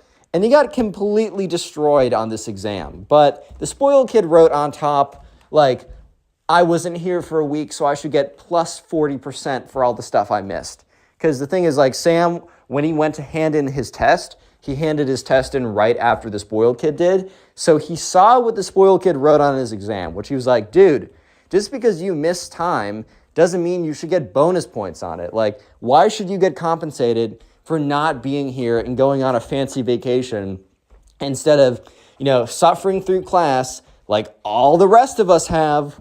No, like, that's obviously ridiculous. And Sam knew for a fact that he was not going to get a 40-point boost for not being here. Like, if anything, he's lucky he doesn't get any points deducted from his participation for not being there for a week, dude. But anyways, right, eventually on Wednesday, the teacher grades him pretty quickly or efficiently, and the tests are being handed back. When the spoiled kid gets his test back, he immediately screams, "This is an outrage! This is ridiculous!" Which the entire class immediately turns to look at him because bro literally just screamed, "This is an outrage, this is ridiculous." I mean, I think I'm going to be paying attention to what he's saying as well, dude. So sure enough, the teacher's like, yes, spoiled kid, like, what's up? He's like, this is a ridiculous grade. I deserve at least a 90 for effort. And she's like, I'm sorry, like, I was a little surprised by your grade too, but I was pretty generous with my points on your test as well. I don't know what else to say, man. And he's like, you know what? I'm sick and tired of this school. All you guys hate me because I'm rich. And everyone in the class is like, what? Dude, what are you saying right now? He's like, everyone's been against me from day one because I come from a wealthy background. It's your fault. Doing a complete Nico Cotto right now. And he goes on to say, the reason I didn't get star quarterback is because the coach hated me because I was from a better background than him. And the reason why the girl didn't say yes to me, the reason why, what's her name? Caroline didn't say yes to me is because she knew she couldn't keep up with me and my whip. And the reason why I got failed on this test is not because I didn't do well, which he didn't do well. It's not because I didn't do well. It's because the teacher was big mad that I went on a fancy trip. You guys are all haters. Goodbye. He gets up and he just like runs out of the class. And yeah, you guys might be thinking, okay, well, that's a pretty big overreaction, but that must be the end of his overreaction. Oh, no. This is where things get crazy. And I did not clickbait you with the title. This is where the title comes into play, man. So the spoiled kid was super big mad. And he thought to himself, I need to teach everybody a lesson for discriminating against me because I'm rich. Which, no, he didn't get the position as star quarterback because he didn't play football, dude. He just never played football. So obviously he wasn't going to get it. He got rejected by that girl. Well, one, she probably wouldn't have said yes to him in general. But also the way that he asked her out was super embarrassing for her. She doesn't even know who he is, and this is the only impression she has. I doubt any girl would say yes under that impression, bro. And finally, he failed his final exam because he was so mad about the last two things that instead of attending class and or studying, he went on a big long vacation because he could. Because, you know, he could. He's going to do whatever he can or he wants because in general, he can get whatever he wants. But the spoiled kid had twisted this reality into everybody's against him and he needs to teach them a little bit of a lesson. Which I think the spoiled kid just doesn't understand the difference between teaching someone a lesson and burning down the school. But yeah. So anyways, the spoiled kid somehow gets access to gasoline. What the frick, bro? He gets access to gasoline and matches and a lighter. And yeah, this is where things get, okay, I'm going to put this disclaimer in because I think I have to, but also I hope you guys aren't literal 0 IQ individuals. Don't do this, okay? God, I mean, if you guys watch this video and think, oh, I should just go burn down my school, then you actually have a 0 negative IQ individual. Like, I don't know how else to say it. But I think I'm just going to say it just because, right? So anyways, the spoiled kid, so Sam's in class one day, and the fire alarm goes off, and he's like, oh, okay, whatever, this is like, cool. I get to get out of class for another stupid fire drill. So they all get in line, and Sam realizes that this is not a fire drill because it's like the air around him is less clear. It is dense. It's not smoky yet, but it's like dense and it's a little hazy. And he smells a little barbecue in the air. And that's when he realizes, oh, word, this is actually an actual fire, bro. Like, this isn't some drill that's annoying, that genuinely is just made to make us, like, waste time, basically. Oh, this is legit. So everyone is, like, walking in single file line. Some kids are freaking out because they're starting to realize it's legit. But thankfully, everyone gets out of the building safely. And when they get out of the building, they start to see, like, smoke come out the windows and stuff. They see the fire truck come. They see all the firemen go in. And, yeah, they're, you know, a big message, big mass email, text message, phone, whatever, was sent out to all the parents saying, look, there's an emergency at the school. Your children are safe and outside, but we do need you to come and get them as soon as you possibly can. We understand some of you guys have, like, arrangements already. We'll have staff here until 7 or whatever, right? Or still whenever, but please come pick them up as soon as you can. So Sam got picked up, and his mom's like, oh my God, like, the school, because they're looking at it now, and there's just billows and billows of smoke coming out of everything. It's legit, right? So they're just like, oh my God, whatever happened? And at this point, Sam had no idea. 2 weeks go by, and basically they are on the equivalent of Zoom at this point because the school is in really bad shape, and they're trying to find a new place for them to go, but it's getting close to the end of the year, or it's not getting close to the end of the year.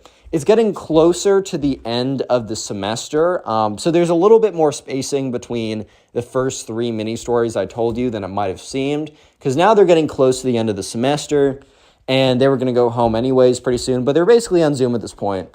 And so that's when one of his friends comes over to Sam's house, and he's like, bro, I got the whole inside scoop. And Sam's like, okay, like, lay it on me. And basically he goes on and says, so the spoiled kid was caught, like, by one of the teachers with a can of gasoline and a lit match or whatever, or a lighter or something like that. And that's when the teacher's like, what are you doing over here? And that's when the teacher, like, picked up the gasoline can and realized that it was 95% empty. Like, there's just a little bit left. So she's like, was this full when you got here? And the spoiled kid's like, yes, it was. I'm here to teach you guys a lesson. Yeah, so eventually she immediately called, like, oh, we have to get the kids out of here. And then immediately, like, fire alarm went off like 30 seconds later. It was crazy. So yeah, the kid was, the school got, school investigation, police investigation. The spoiled kid no longer goes to that school. He's underage. He's not 18, I should say. So it's kind of a weird litigation of what actually happens with him. The spoiled kid's parents are furious. Like, they moved neighborhoods, or they just moved entirely, right? Spoiled kid, you know, his parents, like, lived around the world anyways, so they barely gave him any attention, which is probably why he turned out the way he did. but they're currently trying to find a new place to live and try and have that stuff not follow them. They basically spent like $1 million on lawyers just to chuck lawyers at this problem. Because if they throw enough lawyers and enough litigation at this, maybe they'd be able to slow it down so that they'd eventually just like give up on trying to persecute their kid. So yeah, the spoiled kid no longer attends a school. He goes to school somewhere else, exactly where nobody really knows. But that was quite an overreaction to getting rejected, bro. Click on the It's video not on that screen deep, right now. dude. I know you'll enjoy it. Just click it, do it. So spoiled kids think that they're entitled to everything. This can sometimes backfire massively, as you'll see in this story. Today is a story of a rich jerk getting the karma that they deserve. It's super satisfying, and let's just jump right in. And we're crying, crying, crying like a wounded animal. So we're going to call the subscriber who submitted the story Ava. So anyways, Ava was a senior in high school, and most of the time, by the time senior year rolls around, you're not getting a lot of new people into the school. However, there was a girl who recently moved into the area code, so she started high school senior year with this new high school, right? So immediately off the bat, it's a tough start. It's tough if you move in like to a high school, especially at the end. I mean, even if you come in freshman year, if this is a high school of people who've lived together for like the last, 14, 15 years, that's already hard enough. But to go in at senior year when basically most of the friendships have already been made, hard enough. We're going to call this girl who's coming in Sarah. So Sarah comes from a very, very, very rich background. And I just want to preface this, just if you have access to money does not mean you're a bad person. Of course not. I hope that's common sense. However, there are a lot of cases of, especially children or teenagers, when they're way too overexposed to money, it corrupts them, it makes them bad people, and that is really the job of the parents to step in and make sure that, you're raising your kid correctly, even if they have a lot more resources. So even though I might be bashing on Sarah a little bit in this story, it really is bashing on the parents here. So anyways, in Ava's class, there's a new girl called Sarah, and she gets in there, and from right away, the first, pulling up to the school, because kids would drive in, or maybe parents would drop off, some of them, right? There's this car, right? And they lived in a pretty middle-class-ish neighborhood. So when an actual Rolls Royce, yes, that's not going to roll off my tongue well. When a Rolls Royce drives into the parking lot, and for you guys who don't know, that is a very, very expensive car. Very expensive car. Even the cheap models are very expensive. So when a Rolls Royce rolls into the parking lot, everybody knows, everybody's heads turn. Even the kids who don't know exactly how expensive of a car that is can just tell by the way that the car is rolling in and by the way that the parents' heads snap, right? That this is something. So a girl gets out of the car, and the girl happens to be Sarah. And Sarah is all dressed up in expensive looking clothes, right? She comes out, she is very confident, whatever, walks onto the scene, which, if you are entering high school super late, you kind of have to be a little confident to break into these friend groups. They're probably not going to be looking for a new person, so you need to tell them that they are looking for a new person, and that person is you. So anyways, Sarah rolls up, and immediately, people start talking to her, because she's like, oh my God, it's the new, very pretty, rich, confident, whatever woman walks in. And so, yeah, she's going to draw a lot of attention. So she immediately gravitates to the group that Ava's already a friend of. So Ava's very, normal high school girl, nice, friendly, and the high school isn't too big, so a lot of the girls are friends with each other. There's 2 to 3 major groups or cliques of people that hang out, but it's not very rigid or anything. So there's a pretty big group of girls that Ava hangs out with. And Sarah, who will be very soon, you'll see is not a great person, clings on or starts to enter Ava's friend group. So they sit down, and immediately Sarah comes off very nice, but Ava can almost kind of tell in the back of her head that this is a bit of an act. I don't know if you guys have ever noticed this, but sometimes you can just tell if someone is not genuinely nice and they're only acting that way because no one wants the thing is, if you act nice right away and you get situated in a friend group, I've seen a lot of people who just turn almost right away and they become really mean, but since they've already situated themselves into a friend group, it's like it doesn't even matter. It's like it's totally fine. So yeah, almost right away, Sarah elevates to the top of the social hierarchy. I think high school social hierarchies are pretty dumb, as they really don't translate to anything in the real world 90% of the time. But yeah, she immediately becomes top dog, which is impressive in the fact that she just joined the high school senior year. But at the same time, high school dynamics are probably going to push someone like that to the top anyways. By the way, like and subscribe, or you yourself are a spoiled kid now. Dun, dun, dun. Yeah, anyways, though. So yeah, this girl, Sarah, is not a very nice girl. And after about a couple weeks, she really starts to show her true colors. So Sarah starts making really rude remarks at the table of other girls. And here's the thing. A lot of high school girls are very petty. High school guys are jerks, but they're not petty. High school girls can tend to be very petty, right? This is just kind of a fact of the matter. Not all of them, obviously, guys. Don't extrapolate from what I'm saying and draw conclusions that aren't there. But yeah, girls can be petty sometimes. However, Sarah was at a whole new level. And the other thing is Sarah's pettiness would sometimes be targeted at the quality of clothes someone would wear. If someone was wearing the same thing twice. If they looked poor, basically, right? So Sarah was really going after a lot of the I'm rich, you're poor dynamic, and she was going after it super, super hard, right? And this girl was also just not nice at all. That girl is ugly, she sucks, she looks so dumpy in that outfit. Stuff that girls sometimes say in high school, but basically Sarah was a caricature of the girl from Mean Girls, right? Basically a caricature of that, right? It's crazy how that movie actually accurately represents some people, and Sarah definitely falls under that category. So yeah, as Ava's a little bit not super happy about the whole situation and how it's turning out, because Ava was pretty happy in high school. The freshman year is a little bit difficult for her because, I don't know, freshman year is difficult for almost everyone, man. I know freshman year was not great for me, but after a lot of failure and a lot of being alone, I eventually found some really great people and had a great time. Similar for Ava. She eventually found a group of people that she thought, were really quality and whatever, and sophomore and junior year were really great, and she was excited to finish out the year strong with people that she genuinely enjoyed hanging out with.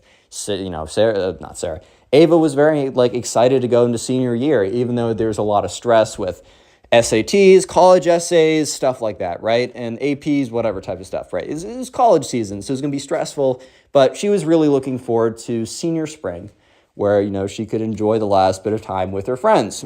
But now what ended up happening was this new girl who, at first she was very, receptive because she was Ava put herself in the new girl's shoes and was I know for a fact, if I was new at some school, I would really want people to be open to me. I would really want people to, I don't know, I would feel so bad. I would want, let me just be nice and let her in, right?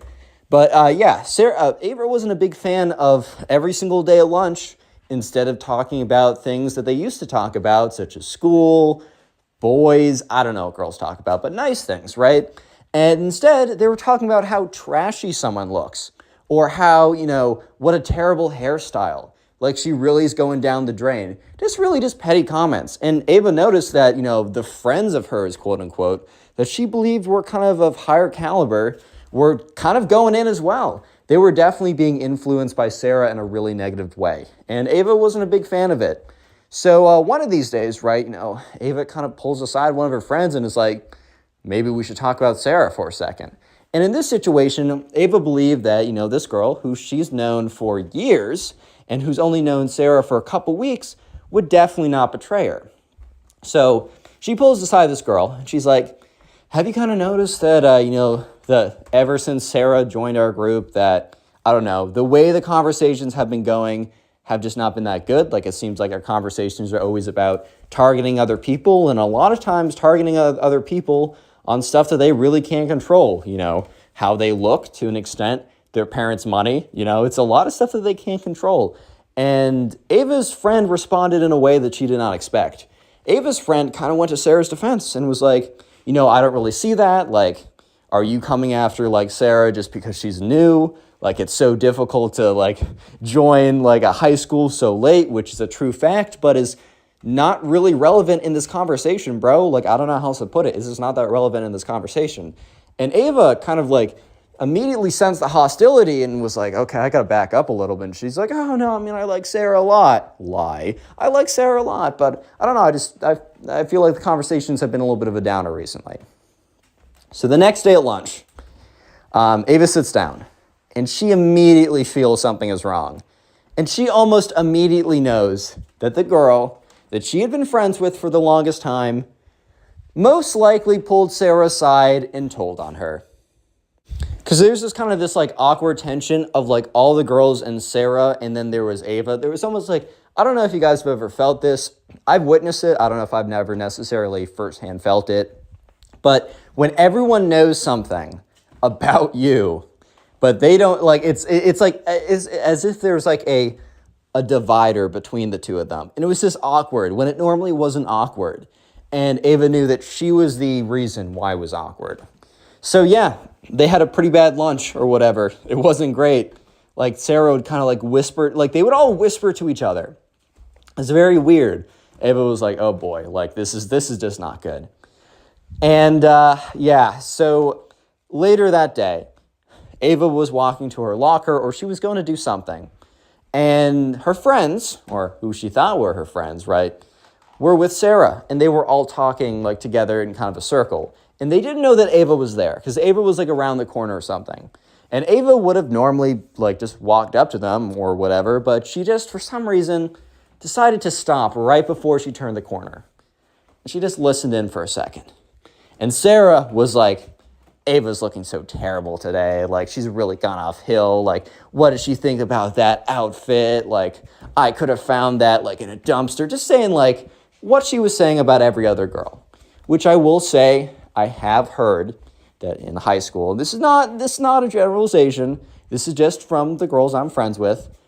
A lot of them do happen to say not so nice things about their friends. But Sarah was going in deep. She was going in hard. And it was super, and then like one of the other girls, the girls that Ava pulled aside was like, yeah, Sarah, I can't believe like Ava was going after you when she looks like that, ha, ha, ha, whatever. And Ava was like, wow. She kind of backed away. Ava didn't want to hear any more of it because she knew the rest. She knew the extent.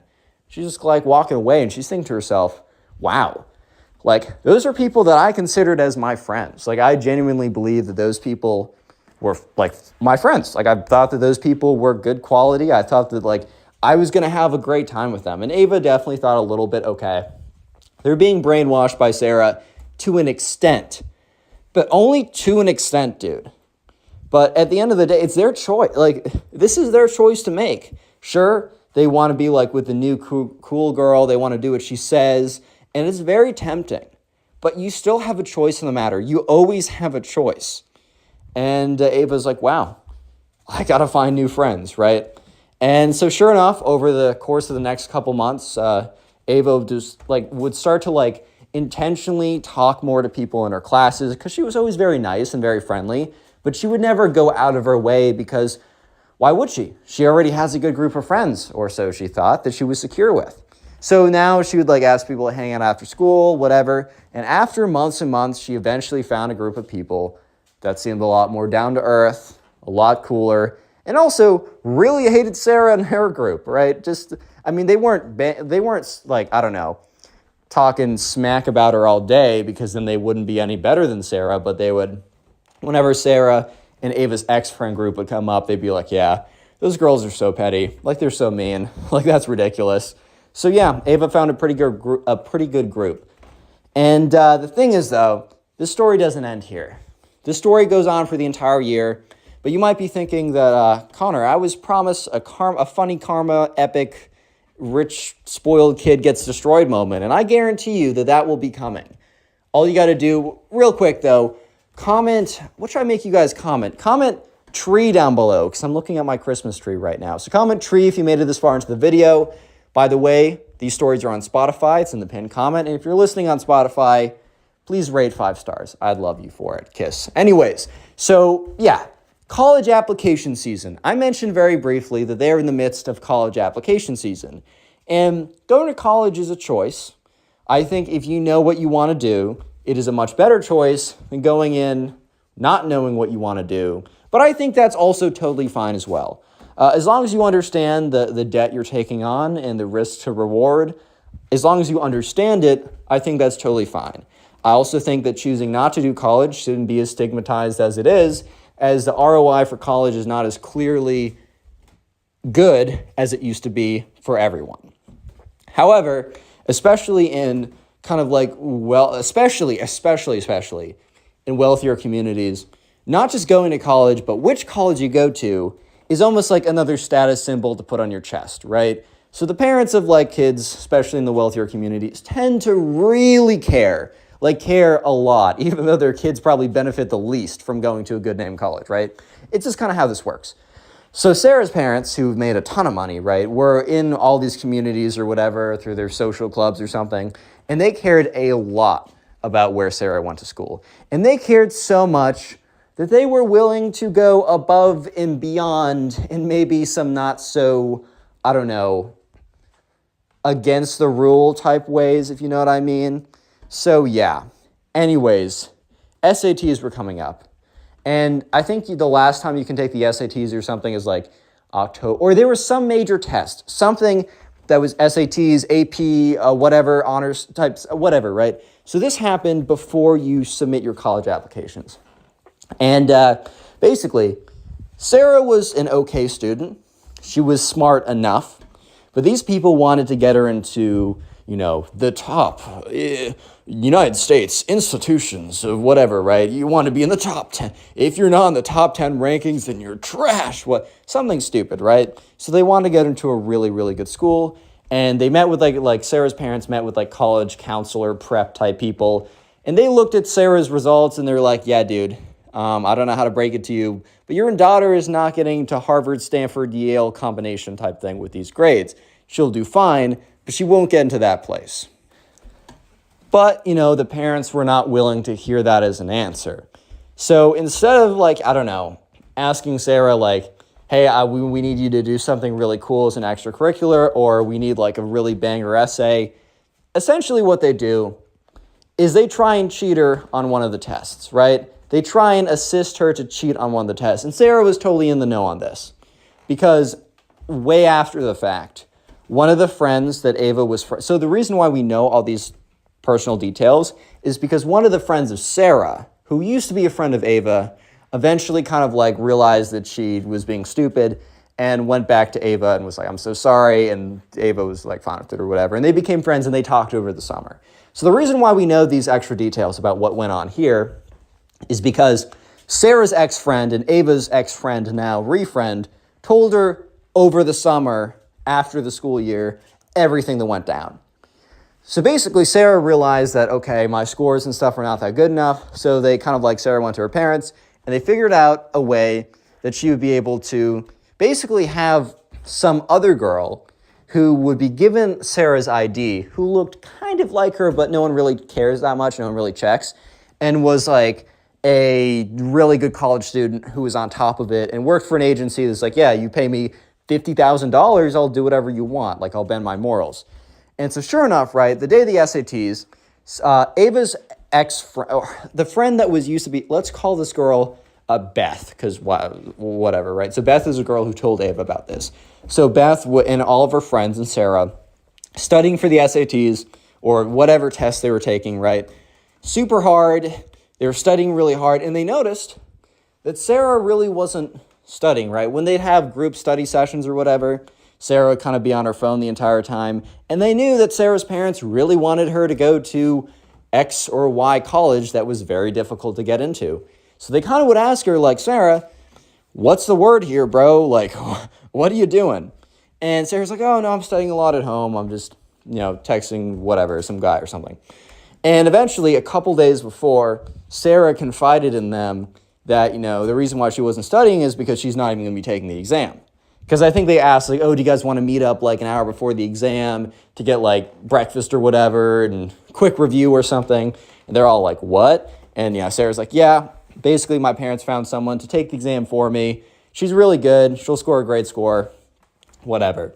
And since these girls were like friends with Sarah, but also kind of like sucked up to her, bro, so they couldn't really say anything. That's the funny thing. They kind of trapped themselves into a place where they couldn't say anything because they didn't want to upset Sarah or whatever, right? So they're all like, oh, okay. But obviously they were all kind of mad because they had been spending all this time studying, and Sarah would just have someone go in and take the exam. However, not all things, like something like that doesn't always work out seamlessly, right? I mean, we saw with the college cheating scandal or whatever that doesn't matter how much money you have, you still can get caught. This was not related to the college cheating scandal. This was a separate thing. So yeah, basically, Sarah had someone go in for her. They took the exam, but the person who was administrating the exam, after like the exam was handed in, they knew that something was up because the ID really didn't match the person. So after a further investigation, they figured out that Sarah was not the one who took the exam. And this was announced to the school. The score was voided, and Sarah was not allowed to take the SAT whatever tests type thing or something. She was banned from it. She could not take this exam. So not only did she have like on her record that she tried to cheat on it, she just couldn't take it. And all the schools like that wanted it, like all the schools that she wanted, she probably wanted to go to some chiller school or whatever, which I get. All the schools her parents wanted her to get into so that she could brag about it, or no, not that she could brag about it, so that they could brag about it to their friends because they're always competing for the next greatest thing, even though that doesn't really bring them any happiness or fulfillment, right? She could no longer apply to any of them because they needed the test, and they would see if they looked into it, or she gave a reason, oh, I just can't take the test. Oh, you can't take the test? Because you cheated? Of course we're not going to accept you. So basically, Sarah got screwed over majorly in this part, right? And because of this, her parents were super freaking mad, which they should have been mad at themselves for even saying that, like, my daughter needs to cheat to get into one of these institutions. Like, if she needs to, is it really that important? But anyways, basically, Sarah was like she was literally pulled out of school at this point because, you know, Sarah's parents had multiple houses or whatever, and they basically were like, oh, like you're taking a gap year now, we're redoing everything, like whatever. They kind of panicked, and they said, there's no reason for you to still be in school right now. So they literally yank her out 2 weeks after she gets caught cheating. And so it's kind of a weird period where all of Ava's ex-friends, Beth and all those people, no longer have their cult leader, Sarah, to be like, to talk with or to lead them or whatever. And eventually they have a moment of like reflection. And slowly but surely, they all eventually come back to Ava and they're like, look, we messed up, dude. Like, I don't know, the allure of her, I don't know, she was so cool, and we really just let ourselves down, we're sorry. And that was fine. Ava accepted all their apology. Ava kind of meshed together her old friend group that low-key betrayed her and the new friend group. Maybe she shouldn't have done that, but she kind of was like, you know what? We're all graduating. We're all not going to see each other consistently again, like this at least. So why, let's just put this behind us. And Ava actually had a really good end to her high school experience. All the friends got along well. And moral of the story is, one, don't fall for someone because you think that they're cool and you become a jerk yourself. And two, don't cheat. Just don't cheat, bro. You're going to get caught. Spoiled rich kids think that they deserve everything. And when they don't get their way, they'll usually throw a fit. And in this case, by throw a fit, I mean commit frickin' arson, bro. Yeah, this story is absolutely crazy. So buckle up and let's just get right into it. So we're going to call the subscriber who submitted this story Ryan. So anyways, this was going to be Ryan's first time ever going to sleepaway camp. And I don't know if you guys have ever been to sleepaway camp before, but it's almost like a little bit of not a rite of passage, but it's your first time for a lot of kids being out of the house and away from their parents for more than one day. They might have had something like a sleepover before this, but sleepaway camp is kind of like the next level, right? And so anyways, Ryan definitely was going to have a very unique sleepaway experience, as you guys can probably already tell by the title of this video. So anyways, Ryan and his parents are, driving up to the camp or whatever. It's like camp something. And, he's driving up and he's kind of like, I'm a little nervous about this. Like, I don't know how I feel about it. And Ryan's mom's like, Ryan, you have nothing to worry about. Your father and I went to this camp when we were kids. That's actually the first time we met. I mean, basically Ryan's parents met the first time at the sleepaway camp, and then they didn't see each other for like 6 more years, and then they met again, and then they eventually like got in a relationship. But so it was very special to them. And they were really insistent that their son Ryan go to it as well, because they were both hesitant, but their parents forced them and they thought it was a great experience and they want their son to have the same thing. So they drive up and they get there and they start walking towards it. And Ryan's parents are reminiscing about the good old days or whatever. And they're like, oh, I remember, the dining hall looks just the same. Like, I remember, like, we met each other and we sat under that tree, like, on our first night, or I don't know, like, stuff like that, right? So Ryan's walking in and, he's a little nervous and he's looking at all these, like, families around with, like, you got the parents and their kids, and there's a lot of nervous energy and chatter going on, as you'd expect in the first day of an event like this. So anyways, they walk up to the table where the person that kind of, like, the administrates or whatever is like, oh, like, hey, buddy, what's your name? And Ryan's parents is like, this is Ryan, last name. And they're like, oh, Ryan, last name. Okay, let me look. Ah, yes, you're in cabin B. So anyways, feel free to walk over there right now. I think some kids are already in the cabin. You'll meet your counselor that you're going to be kind of like paired with the whole time. And yeah, Ryan, it's going to be a great experience. I know you enjoy it. And he's like, all right, like, okay. So anyways, Ryan and his parents, they're bringing his like backpack or whatever, or a suitcase, going over to the cabins. And, Ryan's dad is like, oh my God, Ryan, like, I totally forgot. They must have renamed it. Like, they used to have different names for these cabins, but this used to be my cabin. Like, that's so awesome, whatever, right? So they go up there, they knock on it, the door's opened, and, sure enough, the camp counselor or the counselor that is, like, with them is like, oh, what's up, dude? Like, you must be Ryan, right? And Ryan's like, yeah. He's like, all right, all the other kids are already here. Come inside. So Ryan walks in with the parents, and he sees all the other kids, like, unpacking their stuff, sitting on the bunk beds or whatever. And the guy's like, all right, Ryan, this is your place right here. So he sits down, and right across from him is a kid that we're going to call Ben. Ben is the spoiled kid. Little does Ryan know that this is about to be one of the craziest weeks of his entire life, right? Little does he know this is about to be one of the most insane weeks of all time, partially thanks to Ben. So anyways, Ryan starts introducing himself to all the other kids, and Ryan's parents eventually are like, all right, and we're going to go. So Ryan hugs them goodbye, whatever. And so on the first, like, before, like, because they got there around like 3 or 4 in the afternoon, so it's getting a little bit late, but they're talking with each other. Ryan's starting to get to know the other kids. He seems to really like them at first. And so anyways, eventually it's dinner time. They all go as a cabin to get dinner together, and one of the camp counselors says, hey guys, or the counselor that's like with cabin B. He's like, hey guys, so tonight's actually really special. I know that all you guys are new, and I just want to let you know that, like, tonight will be a lot of fun, wink, wink. So everyone was like, they got a little excited. They're like, oh, what's happening tonight? And so let's skip ahead to then. They're all in their cabins, right? And it's getting kind of late. It's like 9 at night. So they're kind of thinking, oh, is nothing really going to be happening tonight or whatever? And they see the camp counselors like constantly checking his phone. I'm assuming that he's talking to the other camp counselors or other staff members, because it was like a no phones policy except for staff members. And they were set, like, it was like kind of a rule that the staff members could really only be using their phone to communicate with other staff members. They couldn't just be going on like TikTok or Instagram or something like that.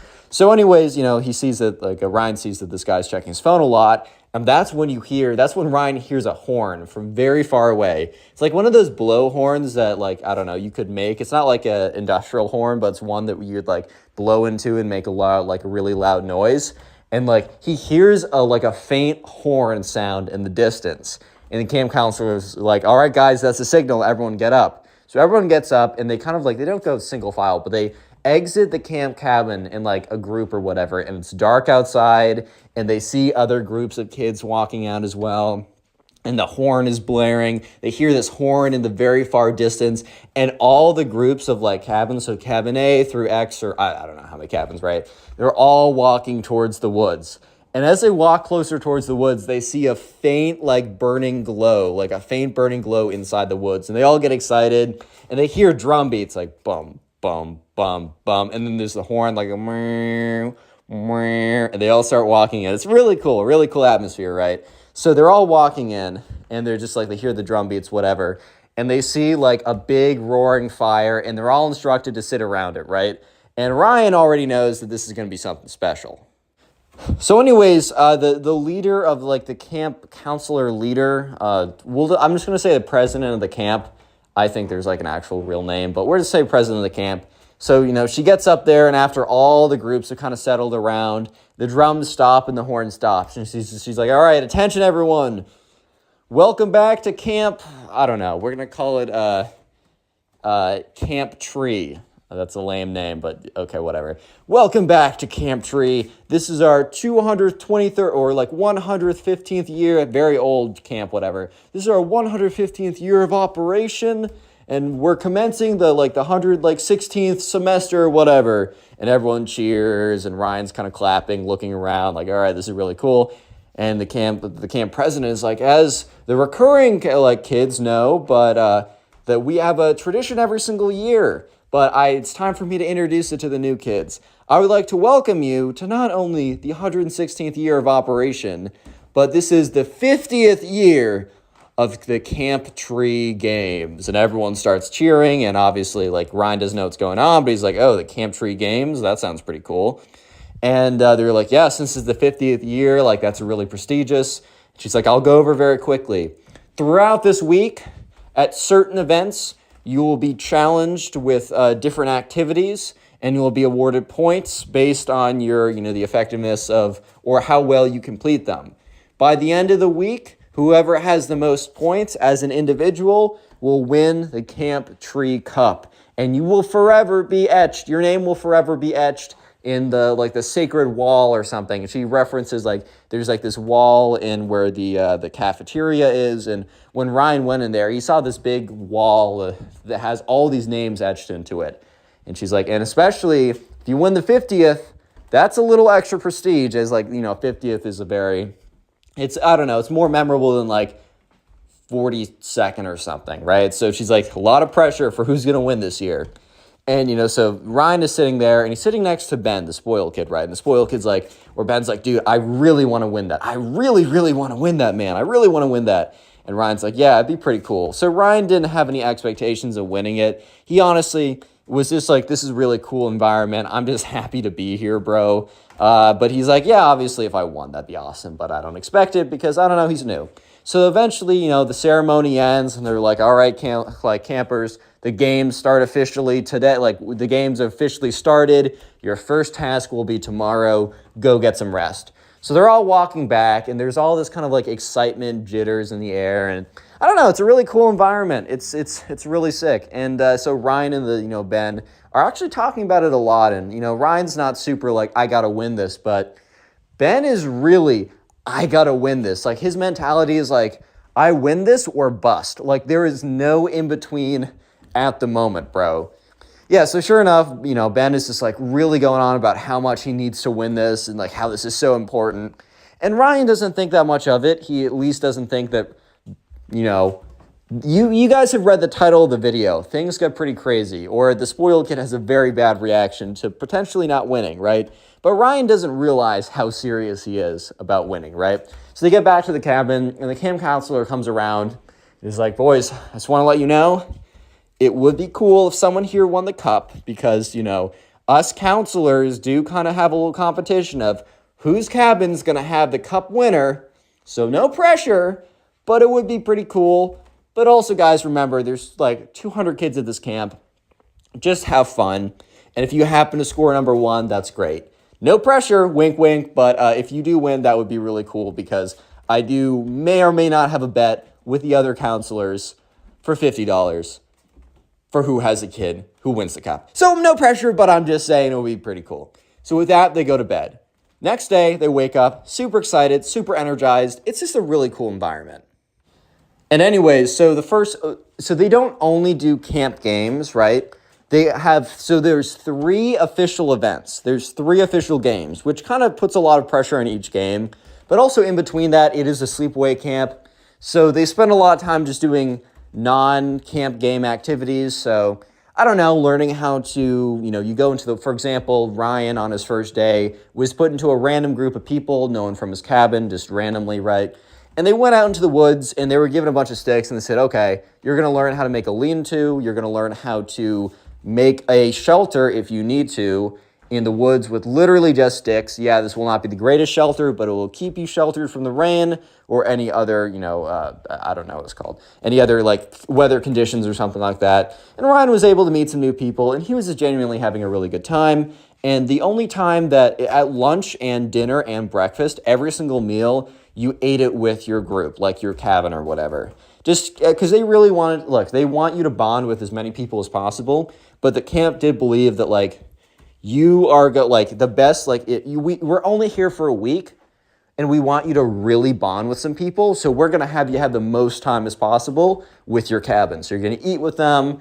You're going to sleep in the same place. Like you live with them, whatever, right? So anyways, at lunch, the spoiled kid, Ben, and everyone there really, not just the spoiled kid, right? Ben and everyone else, including Ryan, were just going on about they were just asking a million questions to the counselor about the first game. And the counselor's like, guys, I'm sworn to secrecy. Look, I want to help you because I want one of you guys to be the winner. Don't get it twisted, right? But I really can't say anything. I might actually get in trouble if I let you know too much. So they're all trying to ask him tricky questions. They're trying to be like, oh, you don't have to tell us. But if you were going to tell someone, what would you tell them if some random person who didn't go here was asking what the first game was? What exactly would you tell them? And camp counselor is like, dude, I'm not the smartest cookie in the cookie place, but bro, I'm not that dumb, dude. So they don't really get any good information out of him, but they have a lot of fun trying to. And they're also not allowed to know when the game is. So they can't even prepare for it. Obviously, they're told that there are 3 games. And some of the games are group games. Some of them, or one game is a group game, which is by cabin. The next game is partner game. And the final game is an individual game.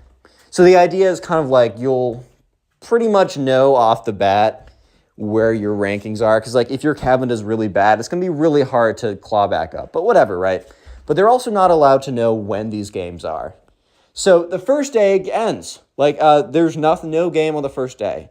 They're even up at 9, 10 or whatever in their beds, all excited or whatever, thinking, oh my God, we might hear the horn. The game might happen at any moment now. But no, they eventually are oh, okay. It's not. We're going to go to bed. And even the camp counselor, knocked on the door. Is what are you boys doing up? It's 11. They're what if the game happens? He's okay, I'm not supposed to say this, but look, the game's not happening tonight. Go to bed. They're all oh, dude, what? So yeah, next day comes around, and they have some morning activities. They have breakfast, but they're sitting at lunch. And they're sitting, literally, they're halfway through lunch when they hear the horn and they all drop their forks or whatever. They're oh my God, it's the horn, it's the horn. So sure enough, the horn is going halfway through lunch. They all get up and the counselor for their group is camp counselor? Yeah, camp counselor, right, is oh, all right, guys, this is the first activity. This activity we're doing as a group, so follow me. Everyone's super excited. You can feel it in the air. Things are going crazy. Everyone's really excited, and they start walking out, and the first activity is to build a fire in the woods. So they're going in, and each camp counselor for each of the cabins, they have a backpack that's full of, a lighter and some, basically just very few activities, but a lighter and a little bit of thinly sliced wood to give a nice little spark or whatever. But yeah, that's it. So they're all led into the woods, and there was other camp counselors that would be assigned to your group that would score you based on a preset score or whatever. And basically every single kid in the group would get the exact same score, but one of them maybe could get a bonus point, but that one bonus point really wouldn't change that much.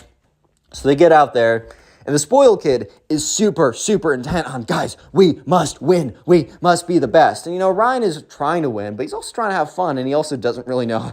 I mean, bro didn't come out the womb knowing how to make a fire, dude. Like, chill out a little bit. So they're doing their best. They're in the woods, and they can kind of see, like,